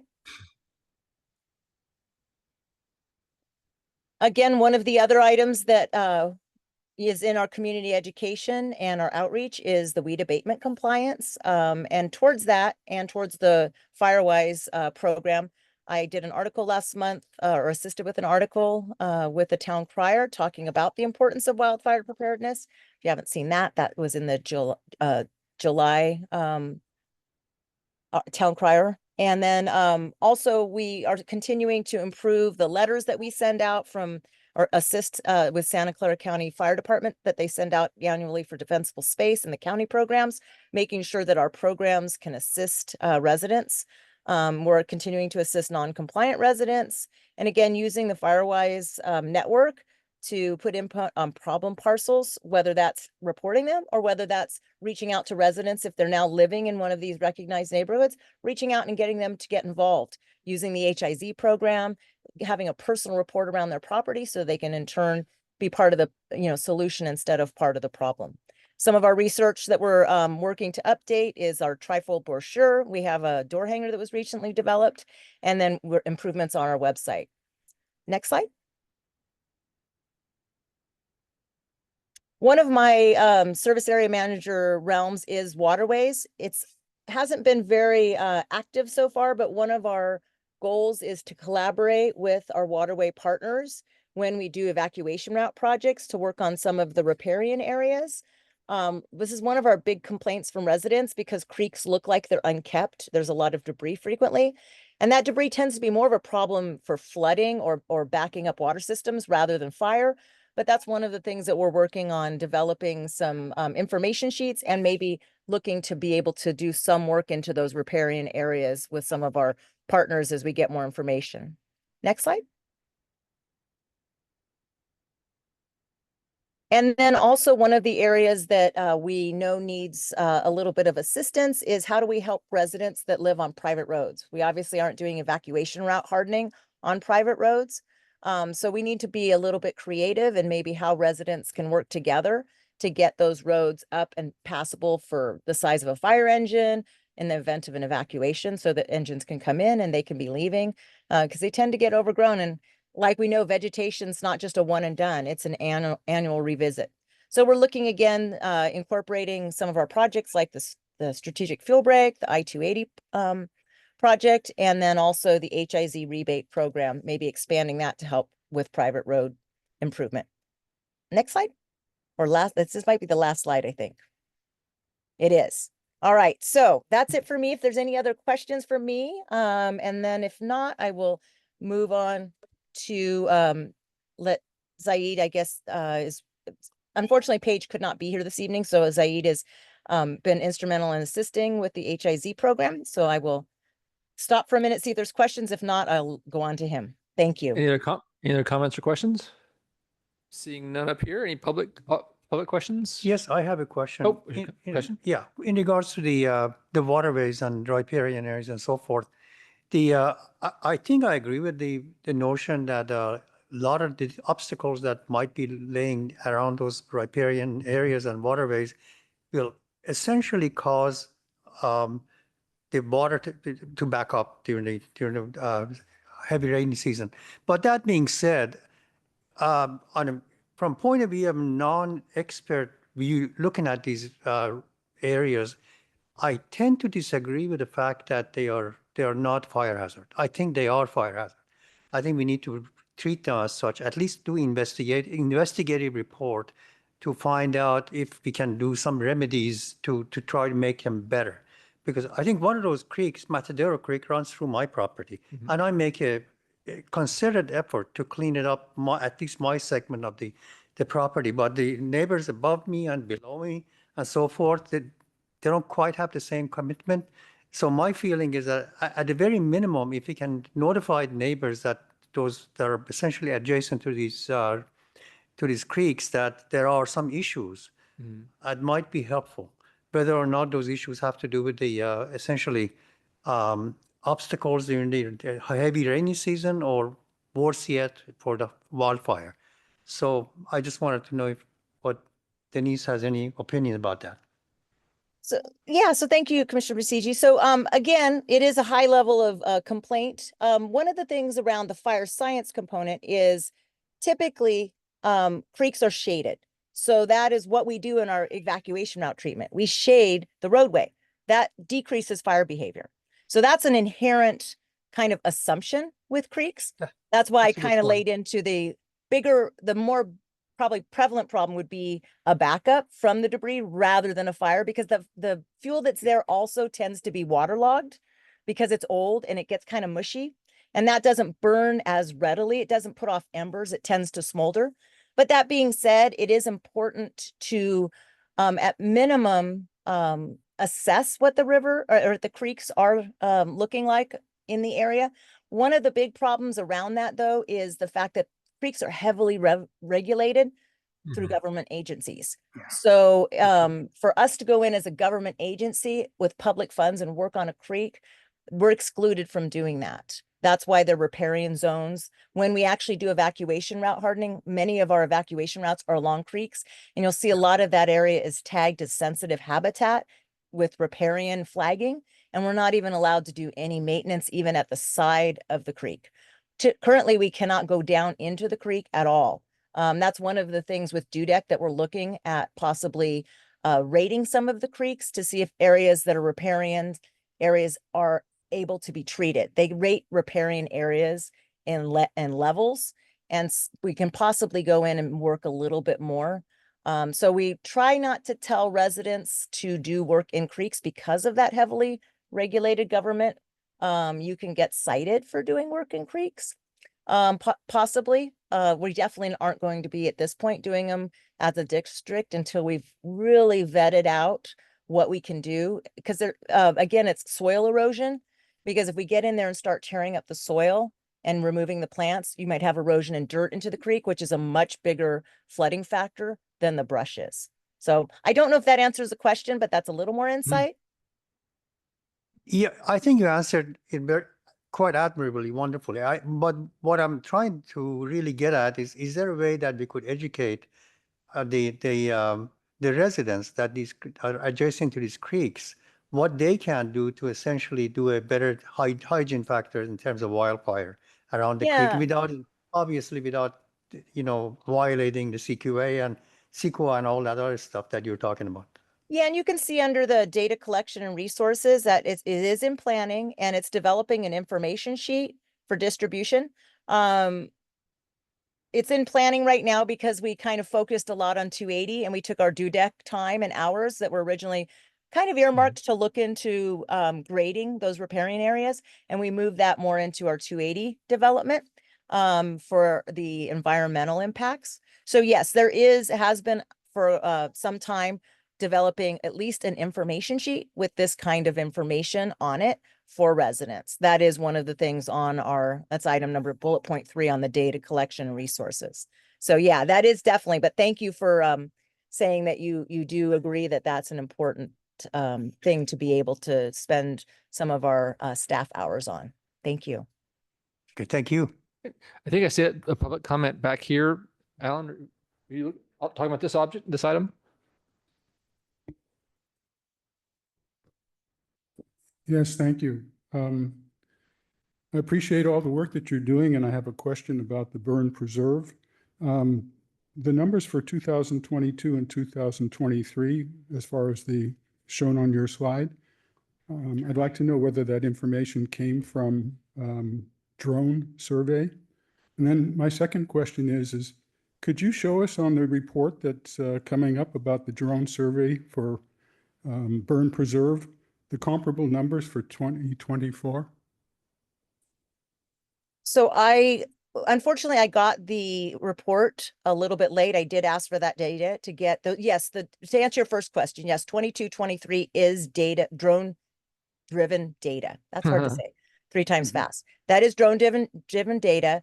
I did not get that specific data for 2024. That's why I attached the report at this point. That is a question that I have out there and it will be filled on a future report. But we just didn't have time. Yeah. I apologize. Excuse me. So you weren't able to look at the 2024 report and discern the 3 numbers that you show here for 2023. Is that correct? I think that's what she said. Yeah, and I'll have to defer to Eugenia because this is not actually in my, I'm not in charge of the drone volumetric and software development that has gone on and developed over the years. So I might go ahead and I am reporting on the goats more on a kind of organic level, not on a technical level. So let me, if it's okay, ask if Eugenia has any input on this. Well, let's don't dive into this right now because we have more reports to do, but I think it's a good question. And, clearly there's interest in the drone reports. Thank you. Okay. I think you can proceed now. Thank you, Denise. Okay. So I'm going to go ahead and turn it over to, if there's no more questions or comments, I'm going to go ahead and turn it over for the HIZ report. Thank you, Denise. All right, thank you. Good evening, Commissioner, staff, and members of the public. It's a pleasure to be here in person. I'm Hazardous Fuels Reduction Project Manager Zaid Ortiz. I'm here on behalf of the Santa Clara County Fire Safe Council, and I'll be speaking to you about the HIZ and rebate program.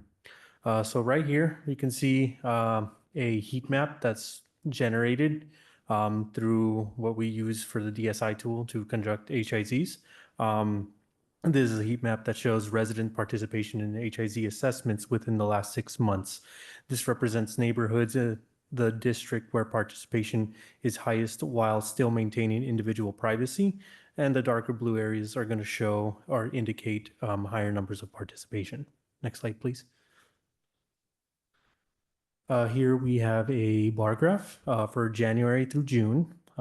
We have basically showing everything of the assessments in comparison to the rebates processed per month.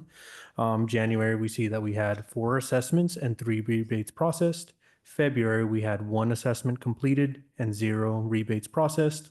For March, we had 3 assessments completed and 1 rebate processed. For April, we had 5 HIZ assessments completed and 2 rebates processed. And for May, we see a significant jump and increase in participation, which now we've completed 13 for the month of May and 2 rebates completed. And then June, it jumped up to 15 assessments completed and 1 rebate processed. Participation is seen to be increased as more outreach is conducted, and this includes events held by the district to invite residents to sign up for assessments of their own properties. We can also really just see a trend in increased awareness and participation during the summer months, which we currently are in. Next slide, please. This slide is a separate metric slide for July 2024. So here we have 10 HIZs assessments completed and 4 scheduled. 2 rebates processed for the month of July. Lifetime rebates total for 20, and lifetime paid out total is $50,790. And currently we are underway with preparation to train the district assessors to supplement performing HIZ assessments as interest continues to increase within the district. Thank you. That should do it. Thank you, Zaid. Throw it back to you, President Spreen. Any questions? Great. No, thank you. Any comments or questions here? Not seeing any. Any other public comments? Not seeing any. Thank you so much. Appreciate it. Thank you. Let's see. Moving on now to, I think this is item 10C. Is that correct?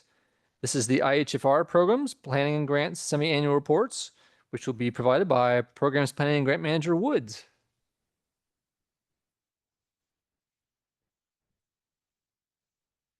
Okay, good evening, everyone. Thank you.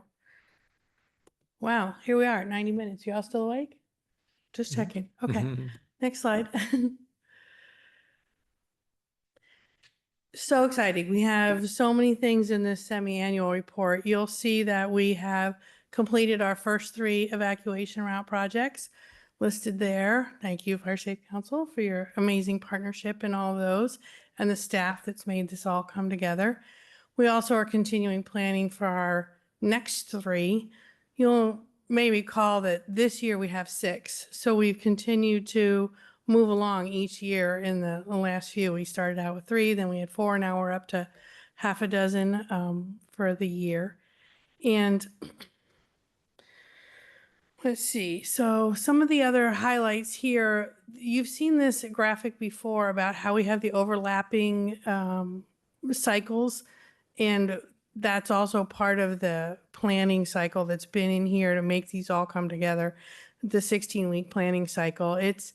We have not had 3 simultaneous planning cycles before. So we've really stepped up our game in terms of mixing in the initial treatment routes and the maintenance routes to keep up with what we've done as we continue to expand the network of hardened roads. So very exciting. We've also completed some additional improvements. Each one of the programs has talked about continuing improvement, and IHFR is no different. We've expanded the community webinars to include the opportunity to talk to people about weed and tree inquiries and roadside inquiries that they've brought to our attention as we've been out in the community getting ready for these. So we've added to the community webinars to address adjacent challenges next to the community and give people a forum to come ask questions, go through the webinars and the slides and the things and learn exactly what the prescriptions are and why we're treating it. HIZs are doing a great job at teaching people on their parcel, and the community webinars talk about the prescriptions of what is on the evacuation route, why we need to limb up, why we're backing, moving things off the roadways. And so it's a real handshake for neighborhoods to couple with their HIZs at the parcel level. We've also expanded our video FAQs. We are getting more and more views on there so that people have more ways to understand what we're doing. The videos are taken out in the field, so we're pointing things out, right in the areas that we're working in. So next slide, please. I thought you'd like this graphic.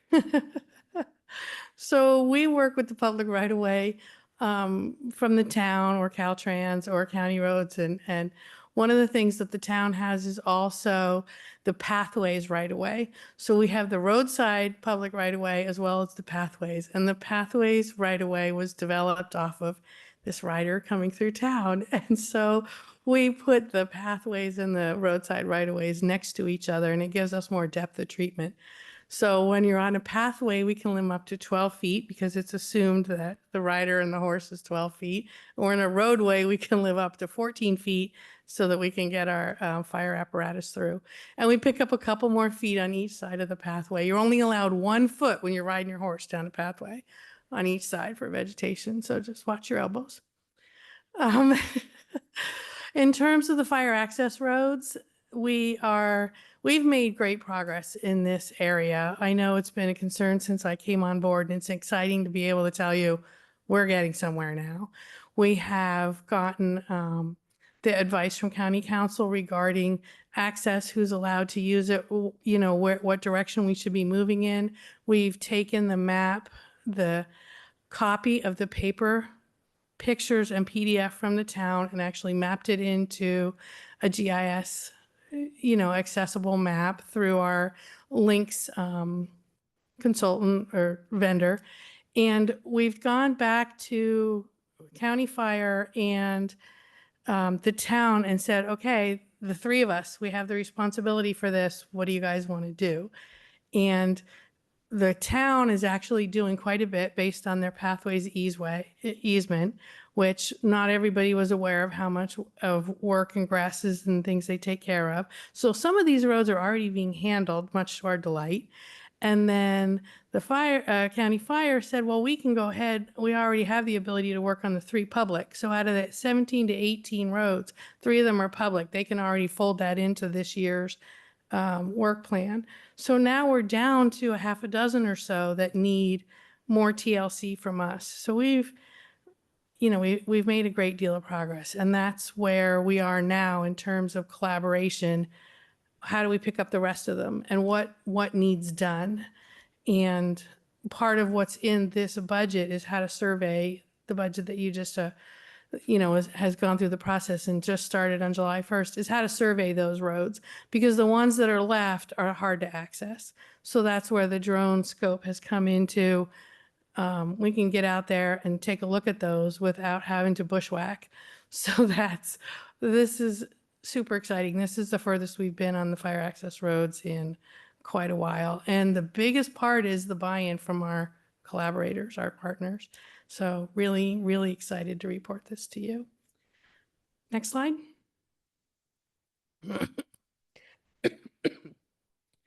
Okay, the next super exciting thing is our programmatic EIR impact. Excuse me, too many acronyms tonight. The Programmatic Environmental Impact Report. So this touches on things that you've heard before in terms of CEQA and compliance. And in the past, we've been reporting and filing on a project basis. The goal of the Programmatic Environmental Impact Report is a program basis. So all of the IHFR programs will have CEQA compliance in place. And this also help and speak to the riparian zone information that we've just talked about, because now we'll be able to have riparian zone upgrades and treatment prescriptions and things in there. So the process to move this along has been to examine who else has been doing it. The programmatic EIR or any type of programmatic CEQA compliance is fairly new. The state of California has only been doing it since 2021 when the Cal VTP came out. So we looked around and said, why doesn't it work for the district? Why can't, and you may have heard me recall that I've reported on the Cal VTP as a potential in the past. And we've ruled that out in our research just because of the way the treatable landscapes were developed by the state. And we're mostly local responsibility area, not state responsibility area. So it doesn't quite apply to us.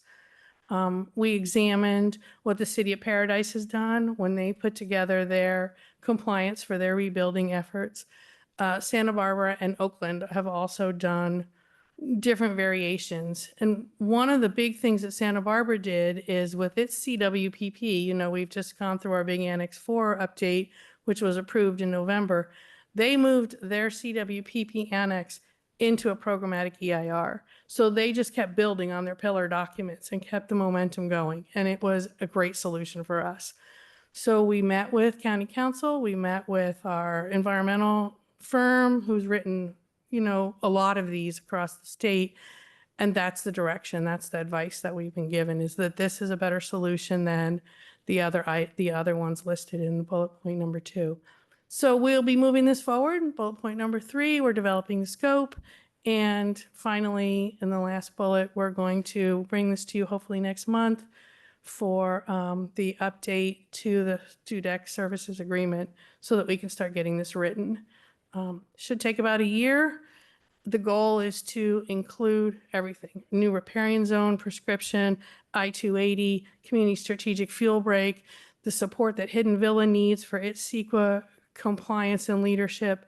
So this is very broad-based, district-wide for all of our hazardous fuel reduction activities. So again, super exciting, new best practices, and yeah, so it's just, I'm thrilled that the district has the interest and the political will to move this forward. So thank you.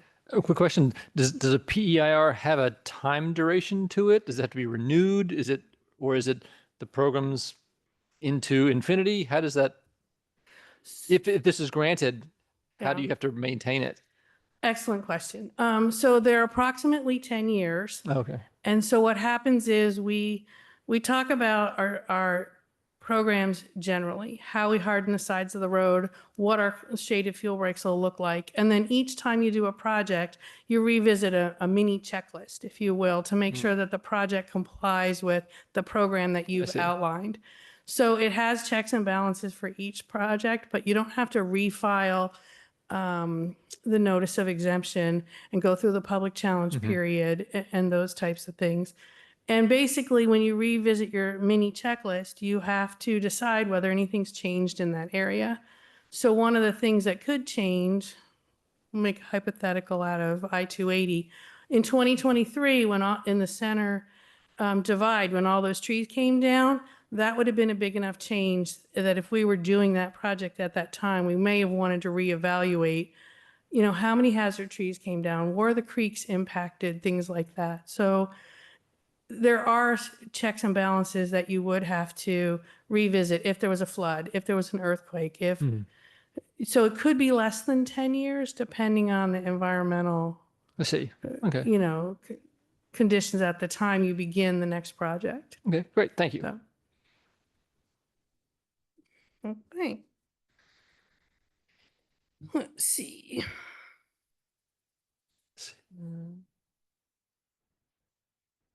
Oh, the final point I wanted to make there, and we touched on this a little bit, is each project does get reevaluated. So it's not that we're just doing carte blanche for 10 years. So the program is kind of pre-approved, if you will, but each project is evaluated. The biology surveys still go on. The protected species surveys still go on. So it's a balance of both. Okay. Next slide. So these are our pillars, our strategic documents that we talk about almost at every single meeting.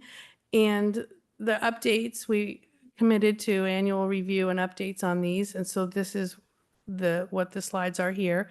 The strategic documents at the regional level, we support other annex holders. You may recall that our Annex 4 was the first one done under the countywide update that happened in 22 and 23.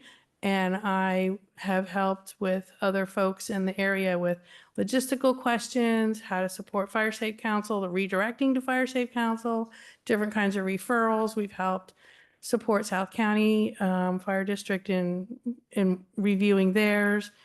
So there's a lot of regionalism here. And this image that you see here is the project tracker from the countywide site that is now housed at Fire Safe Council. And there's our 6 projects in the top. So there's 18 annexes. Once this project tracker is fully populated with all the annexes projects, can you imagine what our county is going to look like? Can you imagine what we're accomplishing? We have just this year 6, and there's a few others smattered through here. And most of the annexes haven't had the opportunity to do their updates and have their projects in the project tracker. So Santa Clara County is really really accomplishing a lot, and the district is right up there helping move the whole county along. So it's a tiny map. My apologies for that, but I think this is really exciting and really important to realize what a part our 11.5 square miles are contributing to moving the county forward. Then we have our district level documents, which are our Annex 4 that we just touched on. And the matrix table is where our projects are, so that 8 pages have to get updated every year. So that's what we're revisiting now and on Friday when we do our big semi-annual workshop for the district organizational planning. The annual revisions for the strategic plan, we're touching on that. Marcy and I have been working on, including things, and other staff, including things that may have got missed last year, broadening things, taking care of it, and we'll present that to the staff on Friday and get more of everybody's input. And then the chart of services. So we kind of have there's our 3 layers, right? We've got our countywide layer, our strategic plan layer in the district, and our chart of services is the implementation. And one of my goals is to have everyone be able to find themselves in the chart of services. We do a lot of work with a lot of vendors and a lot of great consultants and a lot of amazing staff. And when you look at our chart of services, I want you to see yourself. I want you to see the accomplishments and the delivery and the implementation of how important you all are to make all these high-level 30,000-foot things happen. So I'm excited to work with the staff on Friday for that. And Friday, there's Friday, the last bullet point. Okay, next slide, please. Professional development for the IHFR team. Excited to say that we have 2 more staff trained at the March WUI conference to be assessors. As Saeed mentioned earlier, there's going to be some cross-training on the DSI tool and the iPads and the fire side. So we've already got our NFPA training concepts and classes and certifications done. Now we'll be learning the software so we can supplement the demand for HIZs as it goes up. We have just received our books tonight. Woohoo! Thanks, Harmon, for bringing the books in. 3 of us will be working on our certified wildfire mitigation specialist through the NFPA again. It's more and larger than the HIZ, which is a 2-day class. This other one, you have to do your practicum and present your hours, and it's very encompassing. It ranges from firewise all the way to fuel mitigations and fire behavior, and so that's exciting for the team to be able to do that one. We'll be doing study buddies and things because there's no classes to take for that, so the IHFR team has put together an internal schedule to make sure we get on track, and we're hoping to take our first set of tests in November for that. And then we also are going to bring some of the GIS mapping training in-house so that we've got some bench depth. Right now we use Lynx Technology Services and we use Jackson's drones for our GIS maps. And we want to bring some of those skills in-house so that we can pivot when we need to quickly. Perhaps someone's on vacation or they're not available or for whatever reason, we want to make sure we have those skills here when we need them. So we'll be looking at starting a program. Harmon is very interested in that, and we're targeting January as a start date to get those courses going and get those skills in-house. So, thank you. And the next slide, please. Now we'll talk about continuously improving our IHFR programs. So one of the things that we've done in the last 6 months that has been super helpful for coordinating our staff and our vendor contract staff is standardizing the 16-week planning cycle. So now we know exactly how things are going to appear. And in that earlier one, you saw the 16 weeks and how the overlap, we have all this overlap. So being organized to keep everything on track has become even more critical as we're doing 2 and 3 simultaneously.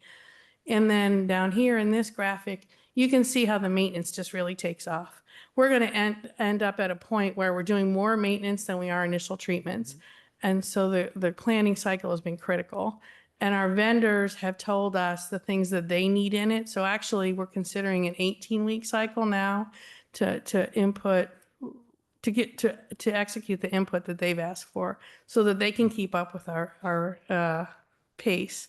So upscaling has really been, and being able to do that with them and keep everything going has been super important. The increased consistency in documentation and archives, of course, the more you do, the more paperwork there is. So that's been helpful. And we have continued to increase the utilization of our Fire Safe Council staff, which some of those folks are fairly new in tenure. So Zaid and Barbara have just been drinking from a fire hose, so to speak, to keep up with our scaling our projects and things. So excited to have all those successes.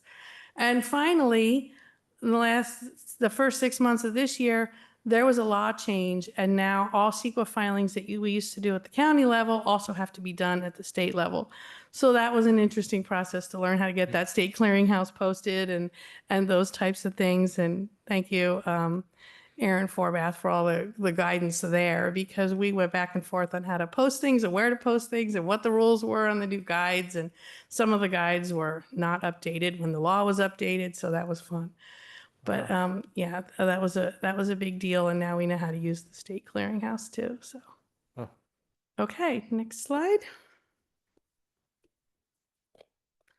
Defensible. Oh my goodness, so many things. Defensible space brush chipping. Happy to say that people are happy with being able to sign up whenever they want. Not everyone, we've discovered, still realizes that, even though we mail them this nice postcard every month.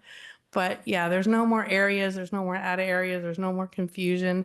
So this is the implementation of the changes we proposed to you in February, and it's going well. We're also restructuring some of the team that handles the behind the scenes on the brush chipping, because when the staff was smaller and we had people out on leave and different things, it ended up kind of some of the implementation or the paperwork processes ended up as orphans. And so now we've collected it. We're making it more logical so that we can free up Corey for more of the finance and the service area budgets that are coming, and to make it logical with the full-time, part-time staff blending and things. So, and we've been able to Barbara's been doing a fantastic job with residents and the types of responses and things that we need. So Fire State Council staff has helped us with this reorganization as well, because now we have, reliable staff and partners.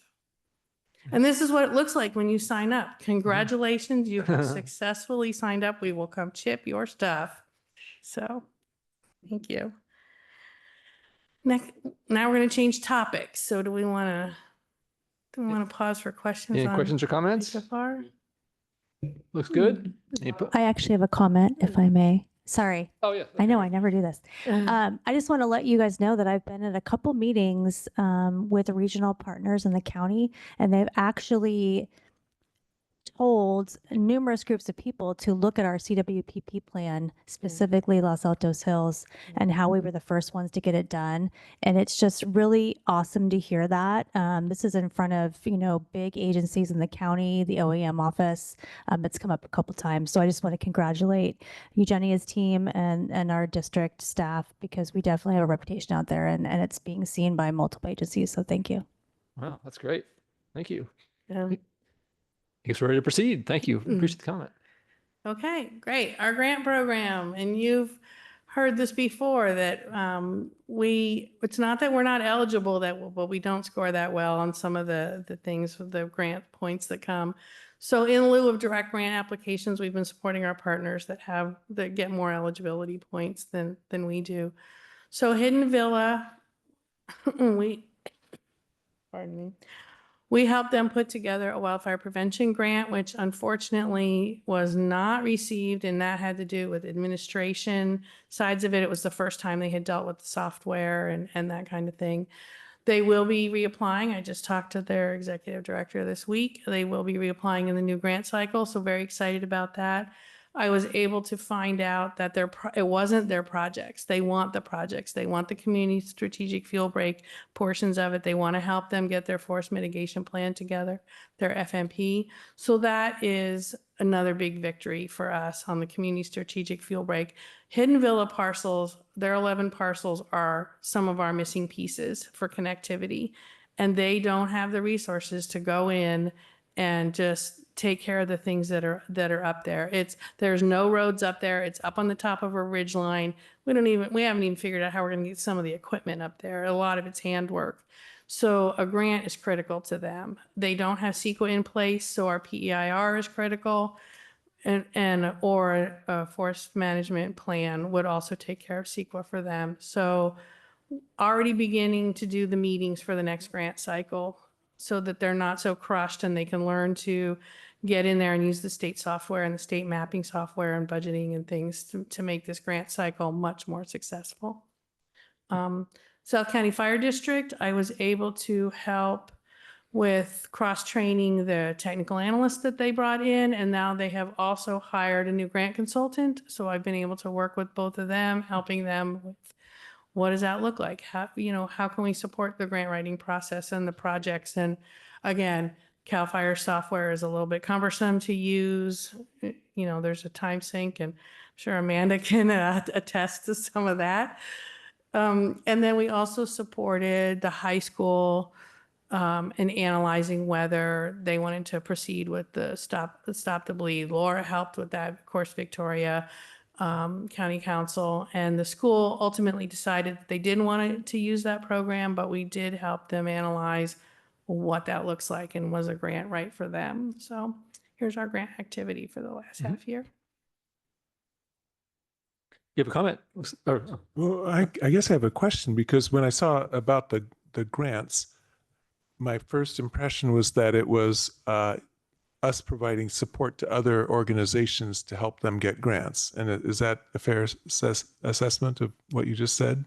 Right. So it's almost like we're being a consultant and guiding them with how to draw the projects together, how to put the budgets together for vegetation management, things like that. Some of these folks have never done a vegetation management project, so they don't know how much money to ask for example. But in a grant application, you have to get down into the minutia. You have to do line items for traffic control and project management and trash haul away. And this, to people who haven't done those types of projects before, that's overwhelming. How do we bring all those pieces together? And so that's the kind of guidance and how to write it up using the industry jargon and the best practices, because they get evaluated on whether they're using the most current practices. Do they have CEQA compliance in the grant process? So all of those types of subject matter expertise we bring to our less experienced partners. Okay, so you kind of got me thinking, because I'm on the board of Silicon Valley Clean Energy, which is also a nonprofit. Are we a nonprofit? We're not a nonprofit. That provides grants, let's say, to high school students to make videos about clean energy projects and other things like this. So when I particularly saw the last item on that slide, I thought, are we able to fund a grant to an organization that, say, has some service within our area? And maybe this is too big a question for this group right now, but it's just making me think about grants in both directions. So whether we could be the grantor? Yes. Yes, that has crossed my mind, and that's a conversation that is in Russ's future. He may not know it yet, but well, okay. Yes, and county council as well. And county council's future too, yes. So the answer is, at this point, I don't know. I will say that in talking with Eugenia, we have conversations about, if we lend our staff hours and time, is that the kind of thing that will be a community benefit that then makes that worthy of the taxpayers' dollars of salary to that organization? With Hidden Villa, it's very simple. They are in our jurisdiction. Yeah. And so that's really great. South County, similarly, we had that conversation, and it's very important because it's regional fire, and we need to be a partner in regional fire, and that's our regional approach. So we do go through a metrics of conversations, check it with county council to make sure we're on the right track, and then we try to be very sharing of our resources. You hear the tremendous experience and resources. We're getting such attention from so many agencies as we go out and we speak, and all of these subject matter experts, you can just feel the momentum coming. So we want to be that resource partner, but also be on solid ground. Yeah. Thank you. Exactly. Did you, related question? Yeah, it's funny. I was thinking along the same line. So I do think the Hidden Villa ask is probably beyond our scope, but I was curious what that amount was. I don't know if you mentioned it. What was for the their size of the grant? application? Yeah. Um, Do you remember? I don't remember specifically, and I don't know that denied grant applications are publicly accessible. So, but I could ask Elliot. yeah, so Okay. I don't know. I'd have to go back and look it up at this point because I didn't do their documents for them. That type of thing, I guided them in doing the where to overall get work. things, Yeah, okay. how to use the software, how to develop the projects. I helped them get into a couple for stewardship classes that would help them develop an FMP, things like that. So I did not do the budget for them. That's Okay. that wouldn't have fit with what needed to be Just done. curious. Yeah. All right. Thanks. And last, I want to take the chance to wait. We lost Jim. I was going It's to okay. expand a little bit on his riparian zone concerns. There is a I don't know if it was called an appendix, but in our Annex 4, we did have the environmental firm address riparian zones. So there's multiple pages at the end of that document. They are currently they've given me the draft of what we would recommend to our residents in terms of being able to treat your own property because you don't have the same CEQA compliance and things. So we've got a bunch of environmental things there. And there will be in the PEIR, there will be also how to address riparian zones. And Denise and I collaborate back and forth on this a lot in discussions of what to be able to tell folks. And the other thing is our draft NOE for the grant for I-280, there was extensive field surveys in there. So that document talks about our endangered species and our waterways and our seasonal waterways and how much your hands are really tied in some of that. So progress is moving forward on those. I don't expect a lot of treatment prescription changes. I don't think we're going to be able to get down into some of those. And we've also been working with Stanford, who has a federal wildlife easement along Matadero Creek, and a lot of restrictions there too, as soon as you go into the preservation easements and things. So we are hearing people and we're working on it, but there doesn't seem like there's going to be too much movement unless you're an individual. And then we'll put together how to teach you how to go into your own creek and be as safe as possible and what's permissible. But it doesn't look like there's going to be a huge amount of movement in how we as a district and an agency treat the creeks. So it's going to be more of guidance and leadership and environmental resources and It'd be an education for our residents. Yeah, it'd be an interesting class to put on, and even to bring in the Stanford person, who I know how restrictive that is, but at least you get an idea of how intense their scrutiny is. And that's a great idea. So information sheet and some kind of webinar are kind of where I'm leaning to empower the residents, since we won't be able to do some of that directly. It's a great idea. So, Great. Any other questions or comments? And any public comments? Seeing none, I guess we will move forward. Thank you very much. Appreciate it. And now I believe that Ryan and Harmon get both the honor and burden of being the last one. So we appreciate this. This is item 10D, IHFD field operation reports. And this will be technical analyst project manager Cronin, along with Santa Clara County Fire Safe Council project coordinator Gonzalez and field manager Harmon providing reports. Good evening, President Spreen, Vice President Sherlock, missing commissioners, and in attendance commissioners, staff, public. My pleasure to present the semi-annual report on the defensible space brush chipping surveys. Our spelunker, Edgar Martinez, went data mining into all of these surveys and extracted some jewels. And with that, I want to clarify our operation based around these findings.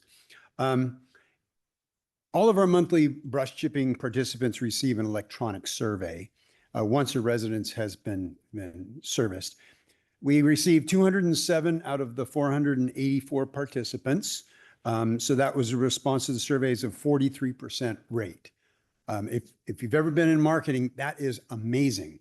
I was in marketing at Microsoft and we were lucky to get a 2%. So we're getting a lot of responses back. We're doing well. Most people respond when things aren't all that well. So maybe it's a little skewed, but we don't know. So we got a rating of 4.83. I saw that number when I was kind of aghast until I realized, oh, wait a minute, that's on a scale of 1 to 5. So that's better. I have 2 kids in high school, so I need to know, well, what grade is that? So if you extrapolate that, that's 96.6%. That's a pretty strong A. But there's 3.4% left on the table. So we need to attach that or address that, we'll say. Our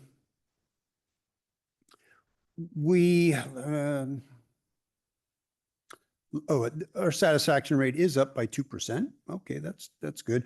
I suspect, and we suspect that as a team, that our satisfaction is up because we're more available.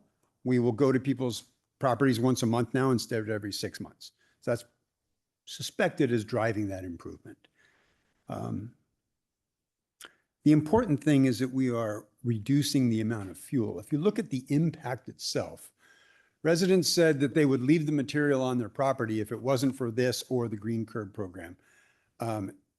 84% of the respondents indicate that the program was the reason for vegetation removal.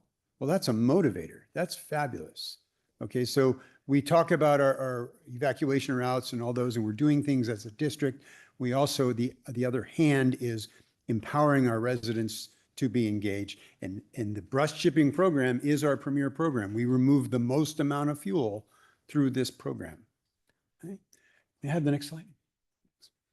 All right, but there's areas for improvement. So one of the challenges is, reaching the residents, and only 2 respondents or 1% of them allowed us to do follow-up contact. And we certainly do outreach to anybody that asks for us to contact them.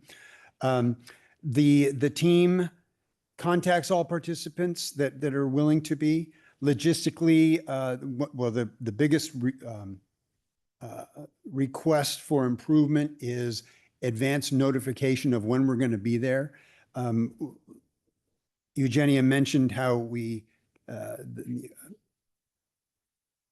actually I thought she did, but we were at a point where the program was taking 3 weeks to complete chipping, and that wasn't satisfactory. So we addressed our services. The Fire Safe Council, we were able to get our vendors on board, and we brought it back to the 2 weeks as required or requested.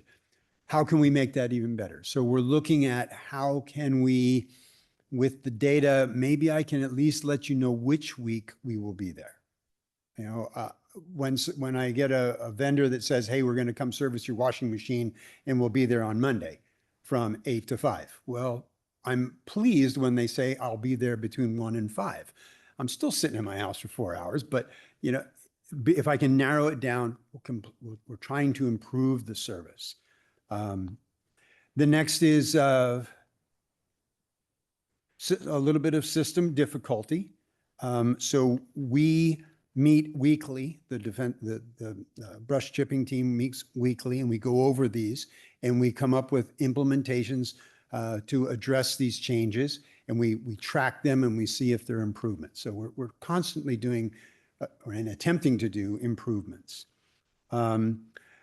One of the big concerns is communication with workers.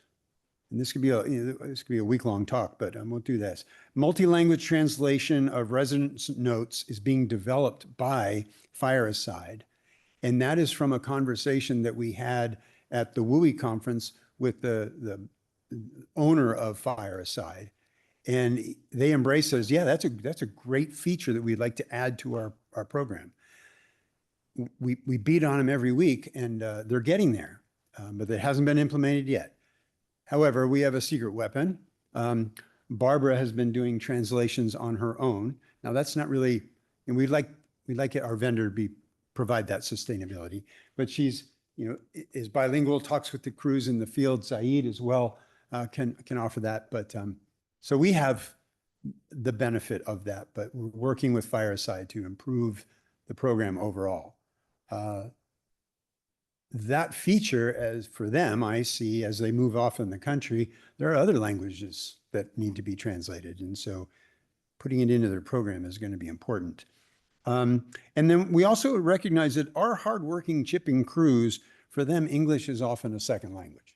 So we're embracing that. And how can we help them be successful? Okay, next slide. So brush chipping issues escalation. We have developed a protocol for how do we handle concerns.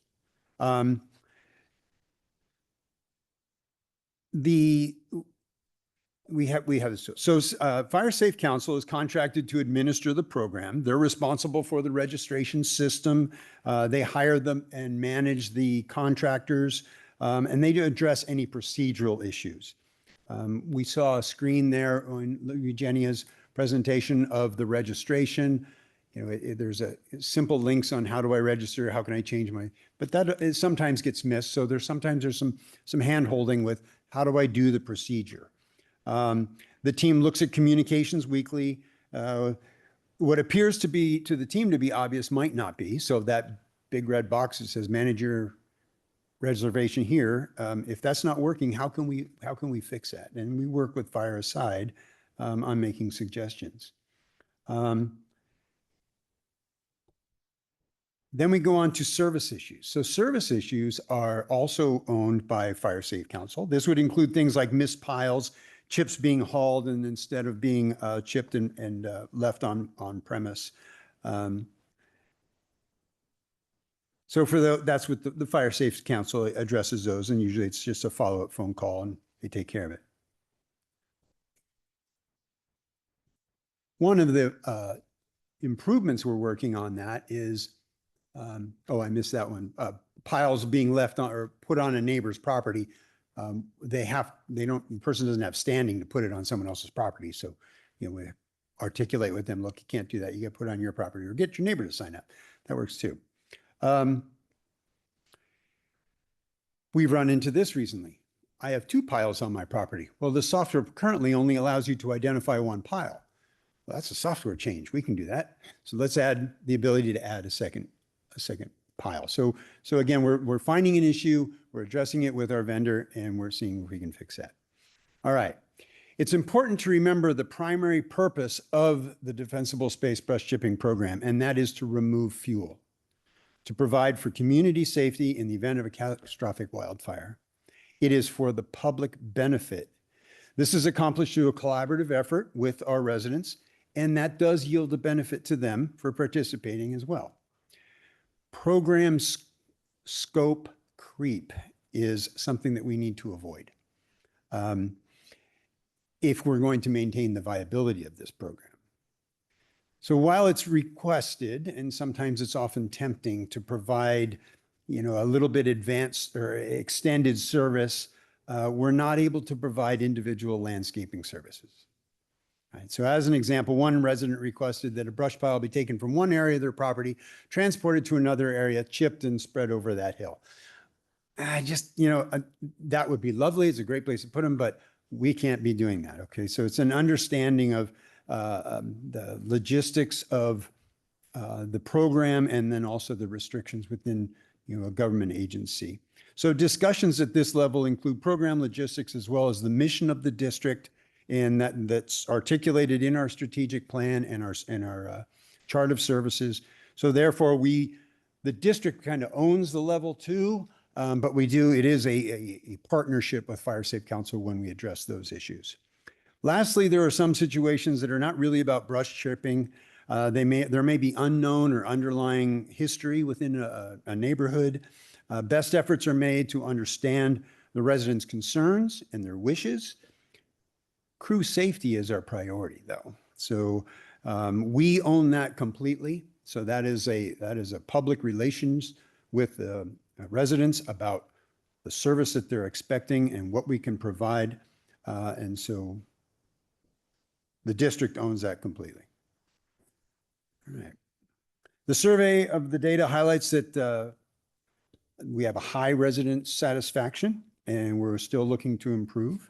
Ms. Gonzalez, our project coordinator, will now share with you some of the metrics about the program accomplishments.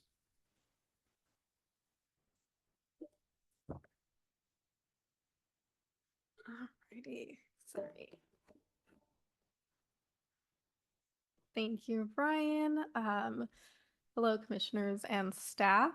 So I would it would be my pleasure to provide an update on the Defensible Space Brush Chipping and Debris Removal Program.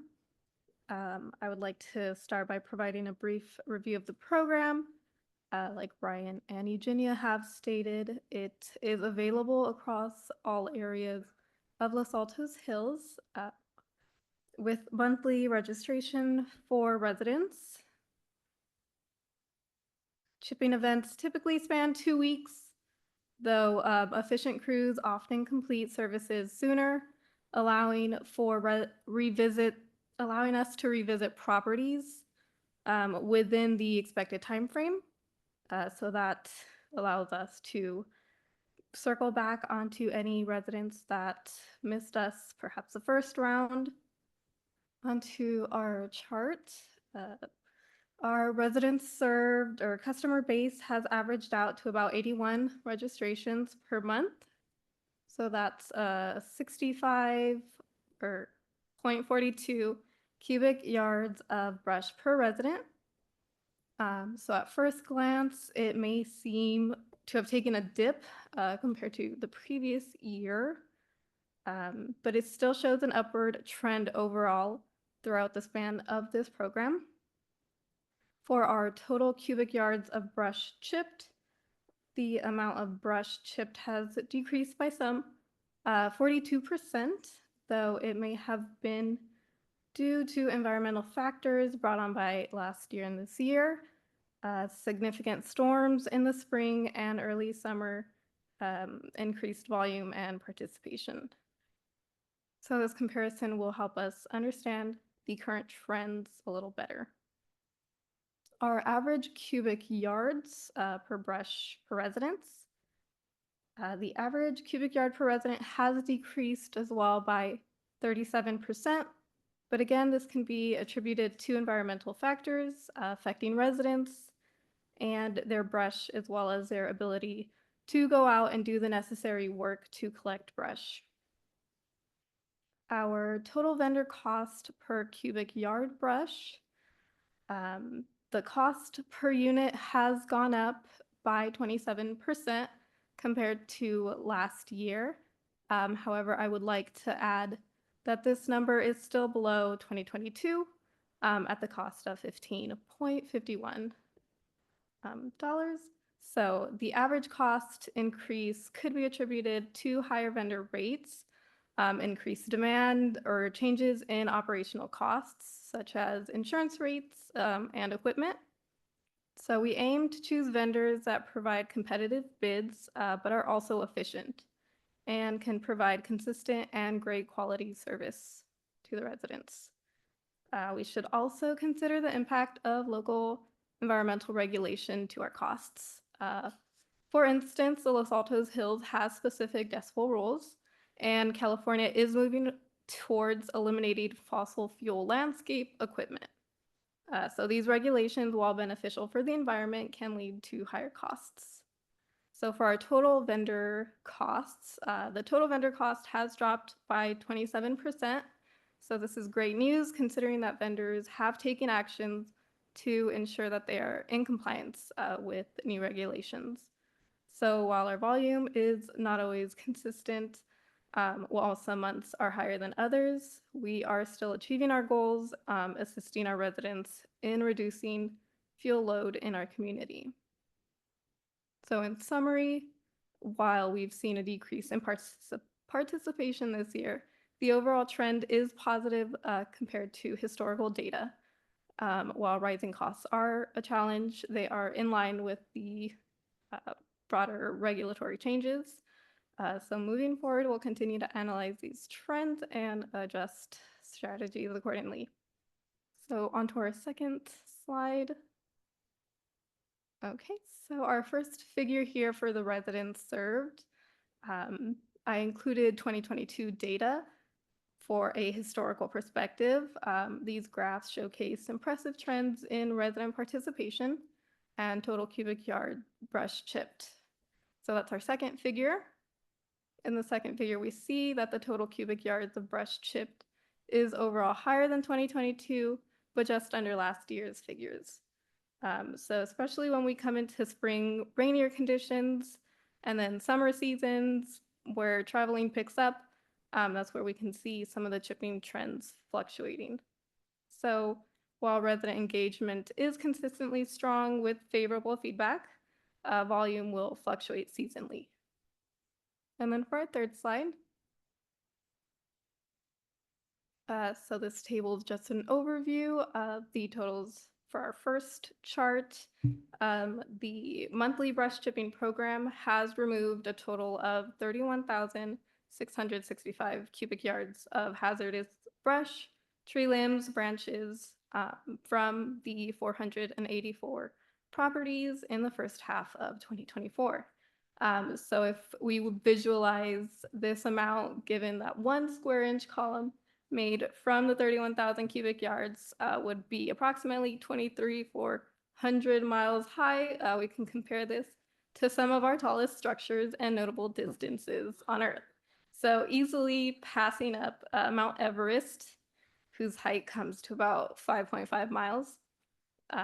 This column would more notably reach the geostationary orbit with an altitude of 22,236 miles. So that concludes my presentation. Good sense of humor. You have a question? Go ahead. Yep. Oh, over here, Jim. I don't always have to go first. I'm a big fan of this program. I'm a regular user. The numbers that you've been describing make perfect sense to me. I'm always shocked how it takes me several weeks to pile up all this brush, and then they come in and they have to set up their trucks and all this, and then whoosh, it's something like 30 minutes, and they shred it all. And so if you have twice as much stuff, it hardly takes that much more time. It makes sense that if you're driving around for smaller piles, it costs more per pile, but our total costs are lower. So like I say, everything makes sense. This year, I was apprehensive. It's the first time ever that I wasn't there. And I was kind of worried, but I came back from vacation and there was a nice pile right where it was supposed to be. So I'm one of the 99% of the people that didn't ask for feedback, Ryan. But there you get my feedback now. I'm trying to think where that survey button was. I don't think I've seen that. Anyway, yes, I've used it probably 3 times this year so far. So happy customer. But a question, what's the trend like for the rest of the year? Are people still chipping through September, October? When does it fall off? Yes. Is it about half as active? What's Q3, Q4 like? We can see up to September. So trend is pretty consistent. I believe we're at some 88 registrations already. But until the next month opens up, we don't see those numbers or those figures yet. But in 23, and we stop it in October? Oh, I would have We to. don't stop. Okay. No. So in 23, did it still stay even for the fall? Do you remember? No, I would have to double check those figures. No worries. I was just curious. Thanks. Any other questions, comments? Oh, Mark. One comment. You mentioned how we sent out the emails regarding the brush chipping program as a motivator for residents to actually, get the material ready, which comes to mind. Last weekend I took advantage of the yard waste drop off at Foothill College. We do on a monthly basis. If we could tie in with social media a notification, hey, next weekend or in 2 weeks, we're going to have the trucks at Foothill College, bring your yard waste or get ready for fire season as social media, and use it to motivate it. It looked like we had a pretty good turnout last Saturday, but as a motivator, those people who aren't aware of it, hey, get your stuff ready for next Saturday. And, those going out on social media might help, motivate people. That's it. Great. Anything else? I see we have a public comment.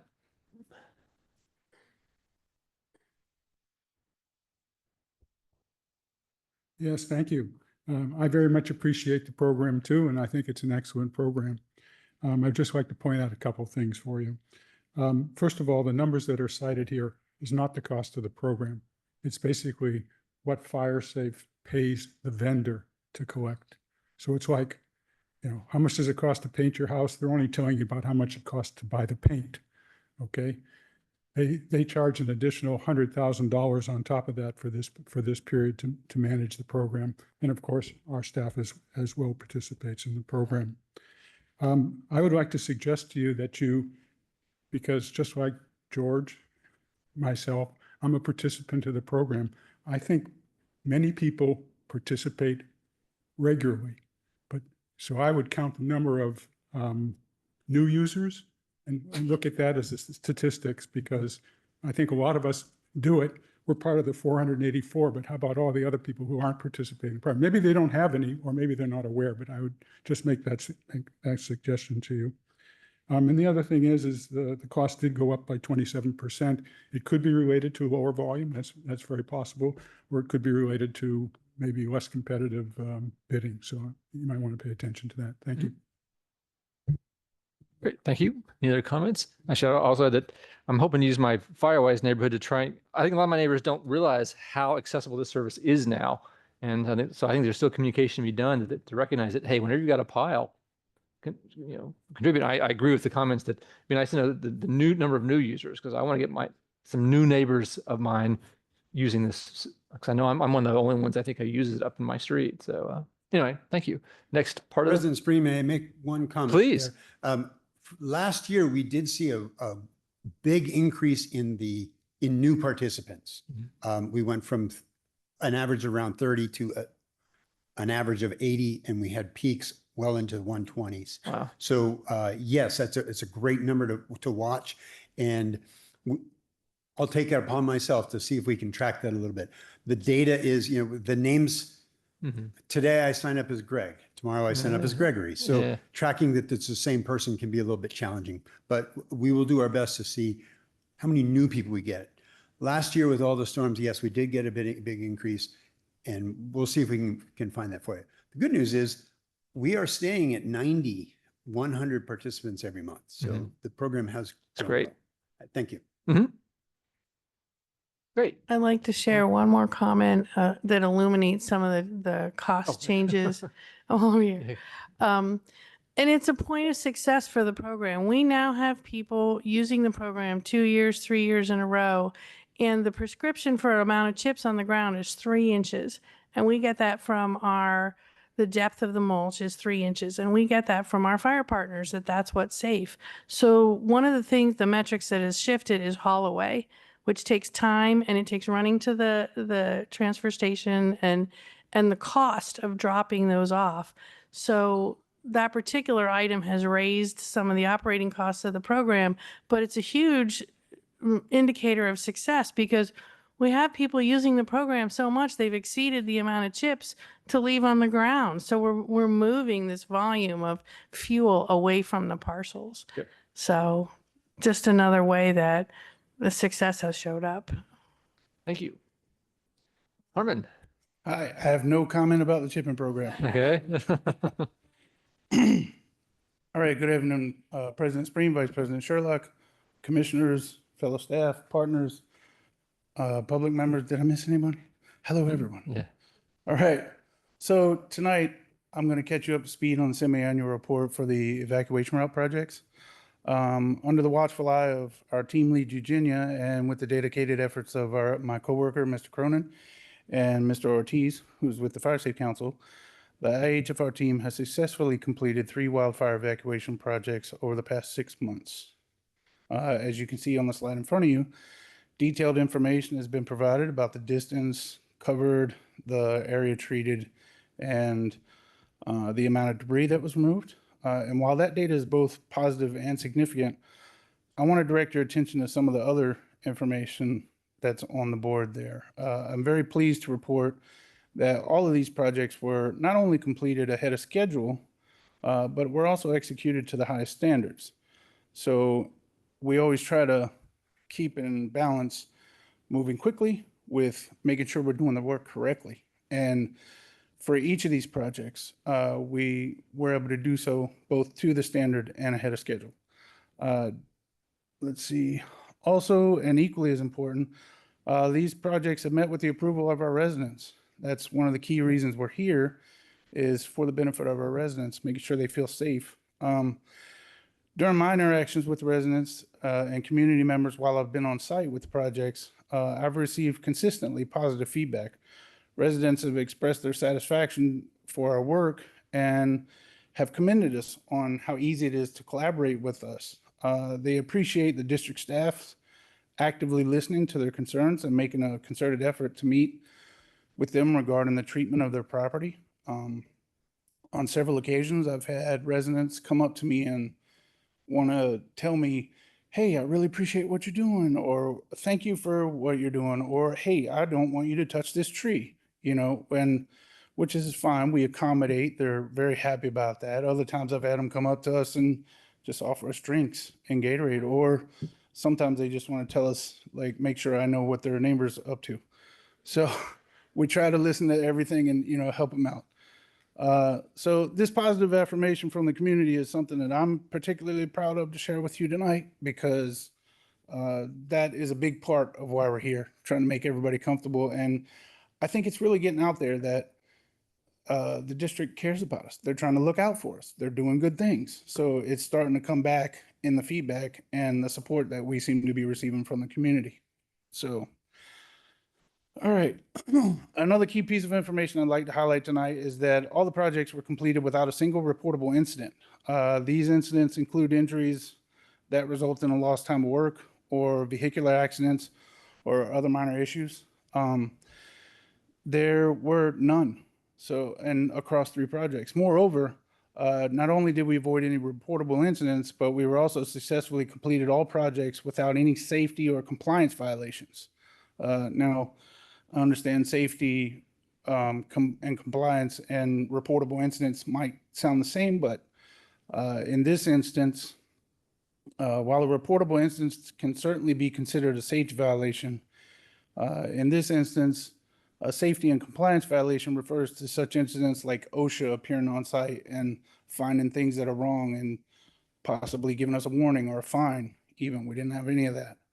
And compliance, that just refers to any of our partner entities or perhaps some enforcement agency showing up and finding that we're not in compliance with the permits that we have.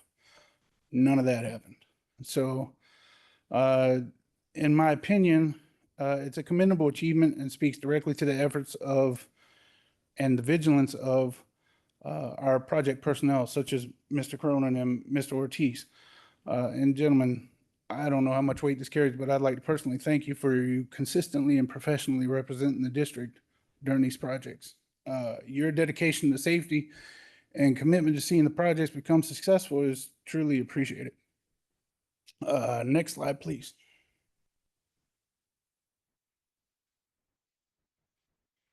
So on this slide, you'll notice basically those are the totals from the previous slide. And while you take a look at those, I'd like to say in closing, I want to reiterate my sincere gratitude for the entire team for the exceptional work and dedication over the past 6 months. The successful completion of the 3 wildfire evacuation route projects is a testament to your commitment and safety, quality, and community engagement. Your ability to exceed expectations not only by completing the project ahead of schedule, but also earning the trust and appreciation of the residents is truly commendable. And that's my report. Thanks. Any comments? Nope. Great. Thank you. And well done. All right.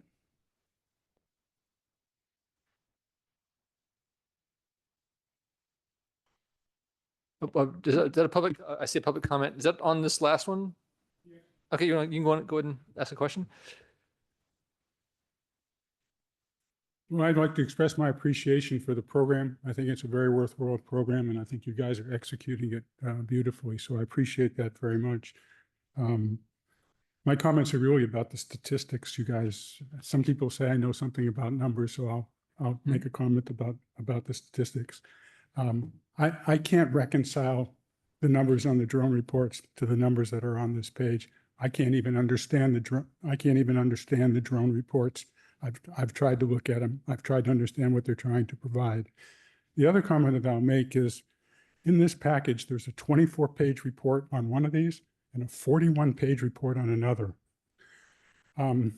Just think how many more projects you could get done if you didn't have to prepare a 24-page report or a 41-page report. I appreciate the work that's being done, but really the focus should be on the tip of the spade, not on the handle at the back. And these reports are just, in my opinion, excessively long. But thank you so much for the program. Thank you for the comment. You can proceed. On to the next. Yeah, moving on. Yep. All right. It's me again. Welcome, everybody. All right. So next, I'd like to bring you up to speed on our upcoming project. This is a update for you.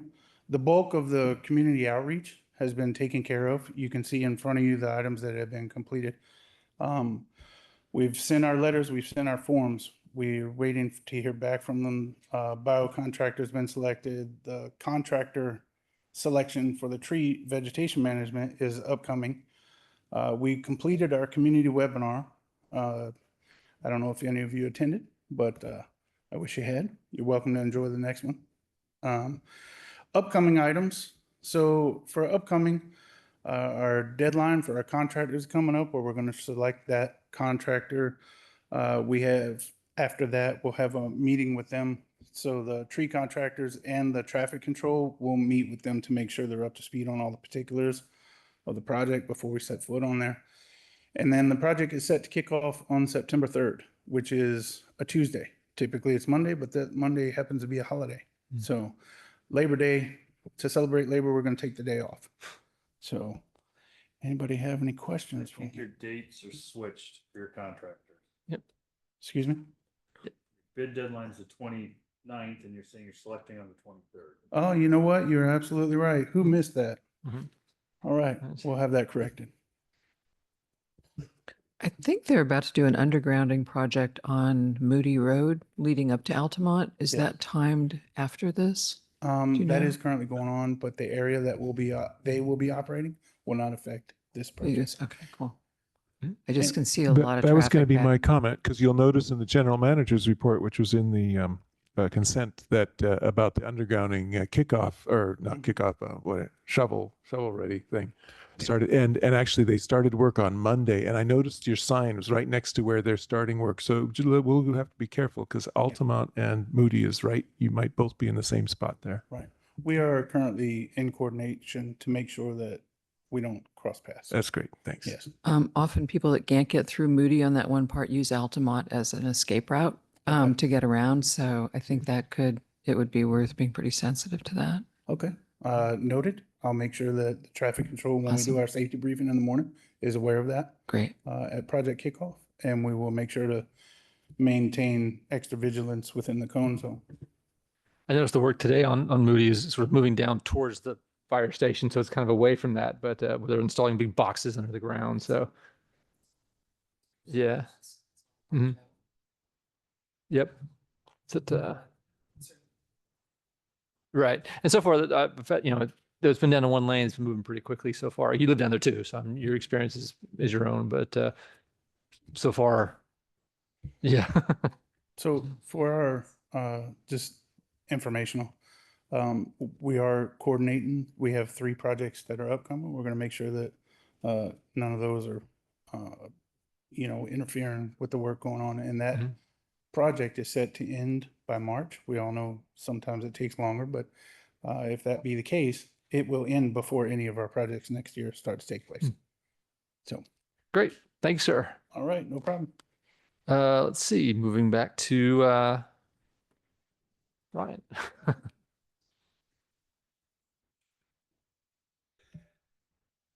Good evening again. All right. My next semi-annual report is about the responses to residents' concerns. Residents bring a lot of different issues to the fire district. If it's a concern about fire safety, then logically that comes to the district, or maybe we work with county fire on that. but they also bring a lot of other concerns or questions where the solution might be unclear. And so the fire district is often sought out as a broker for those answers. An obstructed fire hydrant, storm debris, eucalyptus stuff, those kind of make sense. We have the next slide. So we have we implement and we manage and improve these pillar programs. We've heard about all of them pretty much today. That supports and advances our mission. And our daily efforts are focused on these programs, and these programs frequently answer many of the concerns of our citizens. But then there's these non-specific or non-program specific concerns. Some might be like one person was requesting a burn permit, not really within the town. More rural areas have that, so a little bit of education there.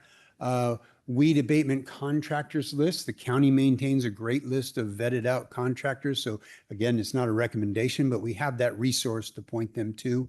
I didn't put it on there, but my personal experience, Marin County Fire District has one of the best fire resistant plant lists that I've ever seen. So, rather than recreate it, point it to them. Residential sprinkler repair. Probably, let's try the Better Business Bureau, things like that. Where do I get rid of my road flare? Okay, the county household hazardous waste. So a lot of brokering and referrals there. How big is the steam report on a fire hydrant? Not sure why they needed to know that, but okay, it's 4.5 inches. There you go. So we are a resource for those sort of things. Fire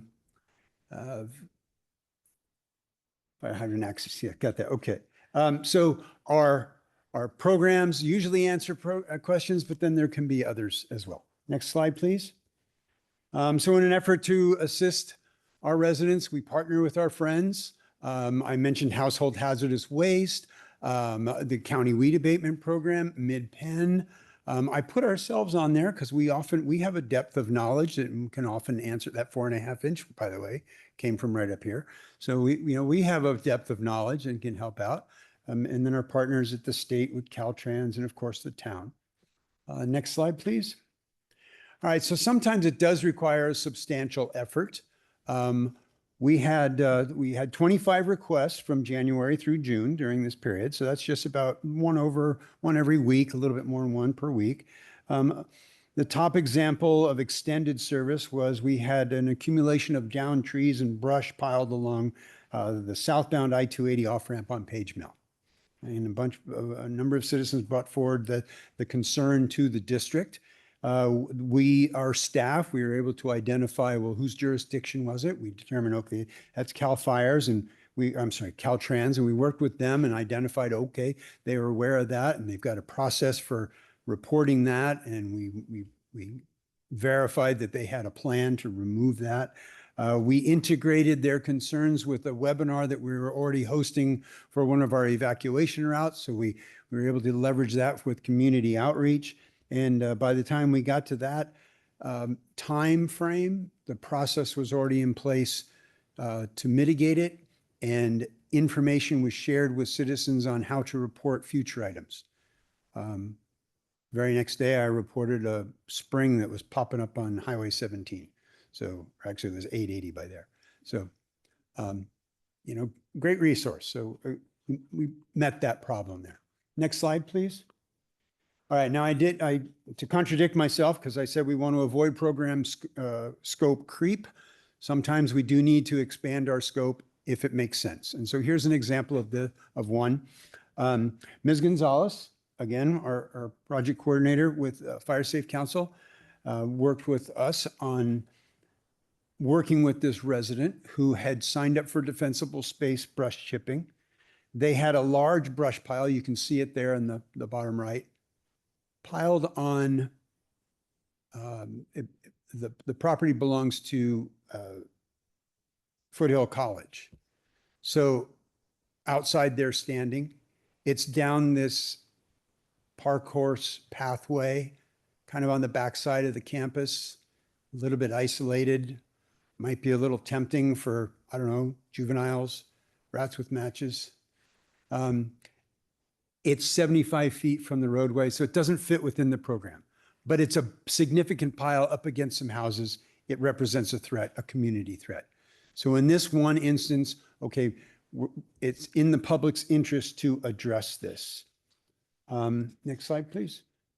So what do? We came up with a plan of extending the RFP, getting all parties on board to give permission for access. It even came down to making sure that the insurance coverage was extended from the vendor to Foothill College. We made sure we had a skilled crew that could get access down that narrow path. You can see how they got their truck down in there, and they were able to take care of that. We set up safety officers on either end of the area because it's a pedestrian walkway. We don't want people walking down there while they're chipping. The brush was reduced to chips and hauled, reduced the fire risk. It was a public benefit. And in the intangible benefits, the relationship with Foothill College was improved. I went out subsequently and did a tour with them on their property from another concerned citizen about brush on their property, and explained all the services that were available to help them with brush chipping. So the solution was implemented, and I feel it really, it was the right thing to do. The outcome was great, and it was an expansion of the scope, but it was done very, very thoughtfully, very carefully, and the intangible benefits really were great. So we do a lot of fun things that are outside that. Well, we do great work with our pillar programs, but every once in a while we get to do something a little bit outside that calls for a little bit of creativity. Thank you. Any questions? Thank you very much. That actually, I think that's the end of our reports. So thank you, everybody. I know it's getting kind of late. Are we okay to kind of sail to the end here, or we've got two sort of administrative items, so I just want to make sure. Appreciate everyone's time. Okay, this is item 11, employee benefits update from Marcy. Thank you. It's an impressive body of work we've seen here tonight, which is a direct result of these employees here who create, implement, measure all of these programs along with their regional partners. And I'm pleased to present tonight a very brief overview update on the district's new benefits program in support of these employees. So next slide, please. And I'm Marcy Scott, MRG consultant. Thank you. So just as a reminder, there are three elements of the benefits program at this time. The employee assistance program has been implemented. They provide lots of information and materials. The qualified small employer health reimbursement account and deferred comp account are in action right now. And next slide.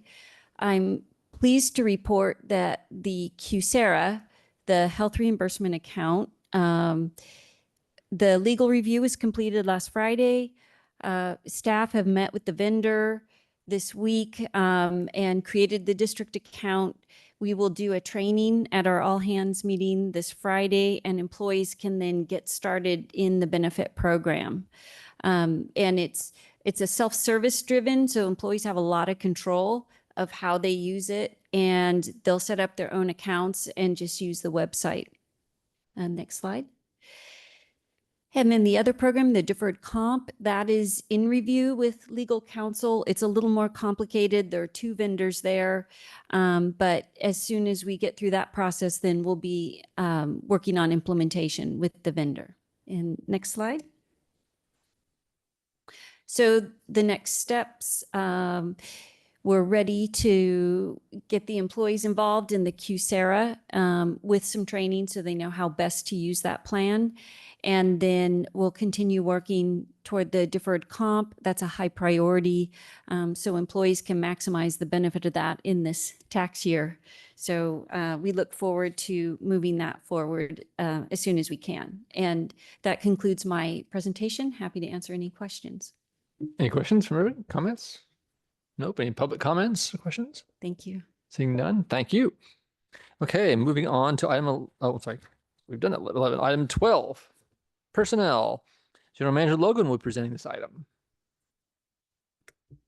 Thank you, President Spreen, Vice President Sherlock, Commission, staff, public. Agenda item 12A is to approve the proposed project manager administration employment agreement and position description, which are included in the District Board of Commissioners agenda materials for this item. California Government Code Section 54953C3 requires the Commission to orally report a summary of the proposed compensation before taking final action to adopt the compensation, here by approving the employment agreement. Key components of the proposed compensation are described in detail in the proposed employment agreement and are summarized as follows. Number 1, term. The proposed agreement is for an at-will, part-time, temporary employment agreement is effective August 20th of 2024 to March 31st of 2025. 2, wages. The proposed agreement sets the rate of pay at $80 per hour. Total compensation during the term of the agreement shall not exceed $49,920. 3, benefits. Under the proposed agreement, the position will receive certain benefits, including sick leave accrual of 1 hour earned per 30 hours work up to a maximum accrual of 80 hours. The proposed employment agreement does not provide technology stipend, vehicle stipend, vacation, holiday pay, medical benefits, or retirement benefits. And with that, that ends my report on this personnel item. Thank you. Thank you, General Manager Logan. Any clarifying questions from the Commission? Hearing none, I will entertain a motion. I move approval of item 12A, having worked quite a bit with Serena Revillar in the past and eager to work with her again. Warren seconds. Great. The item's open for discussion, and I will say that quite a few of us probably are familiar with Serena, and this is quite a positive addition to any staff. So very, very pleased. I'm very pleased to move this forward. Any public comments on this? Not seeing any. In that case, let's have a roll call. President Spreen, Yes. Vice President Sherlock, Yes. Commissioner Basiji, Yes. Commissioner Tyson, Yes. Commissioner Warren. Yes. And the motion passes 5-0 with 2 absent. Very excited about that. Thank you. Yeah, and thank you, because with this motion and with this approval, it's very timely because now Serena can join us on Friday with the all hands meeting and be a part of that workshop. So it worked well. We've waited a year for this opportunity, so I'm very pleased for the confidence of the commission to make this hire. Thank you. Thank you so much. Moving on to item 13, Commission member reports. Let's see. A quick report. Let's see. Should I do this, or did you want to say something on this? No, I can speak to it real Please. quick.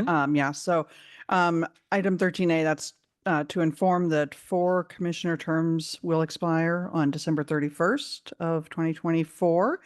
And a reminder that Santa Clara County Supervisor Joe Simidian, District 5, makes the appointment recommendations, which are then considered for approval by the County Board of Supervisors. The vacancies will be advertised in the town crier, and interested residents of the LAHCFD district submit an electronic application to the Office of the Clerk of the Board of Supervisors using the website link to the Santa Clara County portal, which is provided on the agenda. And that is end of my report. Thank you, District Clerk Vargas. Any discussion from the commission on that? Any questions about that? Great. Let's see. Any public comment on that item? I see we have one. I just have one question. Supervisor Simidian's term ends. So is it Supervisor Simidian who will be making the recommendation, or his successor that will be making the recommendation? I believe it's Supervisor Simidian will still be be in term in order to make those recommendations. I would like to enter one correction if I could, and I just received this information. And Corey, my apologies because I don't think I was able to get it to you timely for tonight. But the term of the 4 positions will end on December 6th of 2024, which means then that the new term start date is December 7th of 2024. So that was clarified by the clerk of the board from the county just today. Okay. Good. Okay. Good clarification. Great. Okay, any another comment on this item? In that case, we will move on to item 13B, future agenda items. This is an opportunity for commissioners to provide reports or any future agenda topics. Any comments from commission? Not expecting any. In that case, any public comment on that? Not seeing any. 13C is a notice that the next regular commission meeting is scheduled for September 17th, 2024, in person and hybrid at this facility, the Los Altos Hills Town Hall Chambers. Any additional comments from the commission on the schedule? Will everyone be here or Jim will not be here? Okay, great. Or great to know. I'm sorry, not great that you won't be here. And okay, any public comment on that schedule item? Not seeing any. In that case, move on to item 14, adjournment. This concludes the August 2024 regular meeting of the Los Altos Hills County Fire District. The meeting is adjourned at 10:02 p.m. Emergency Services Manager Beebe, please.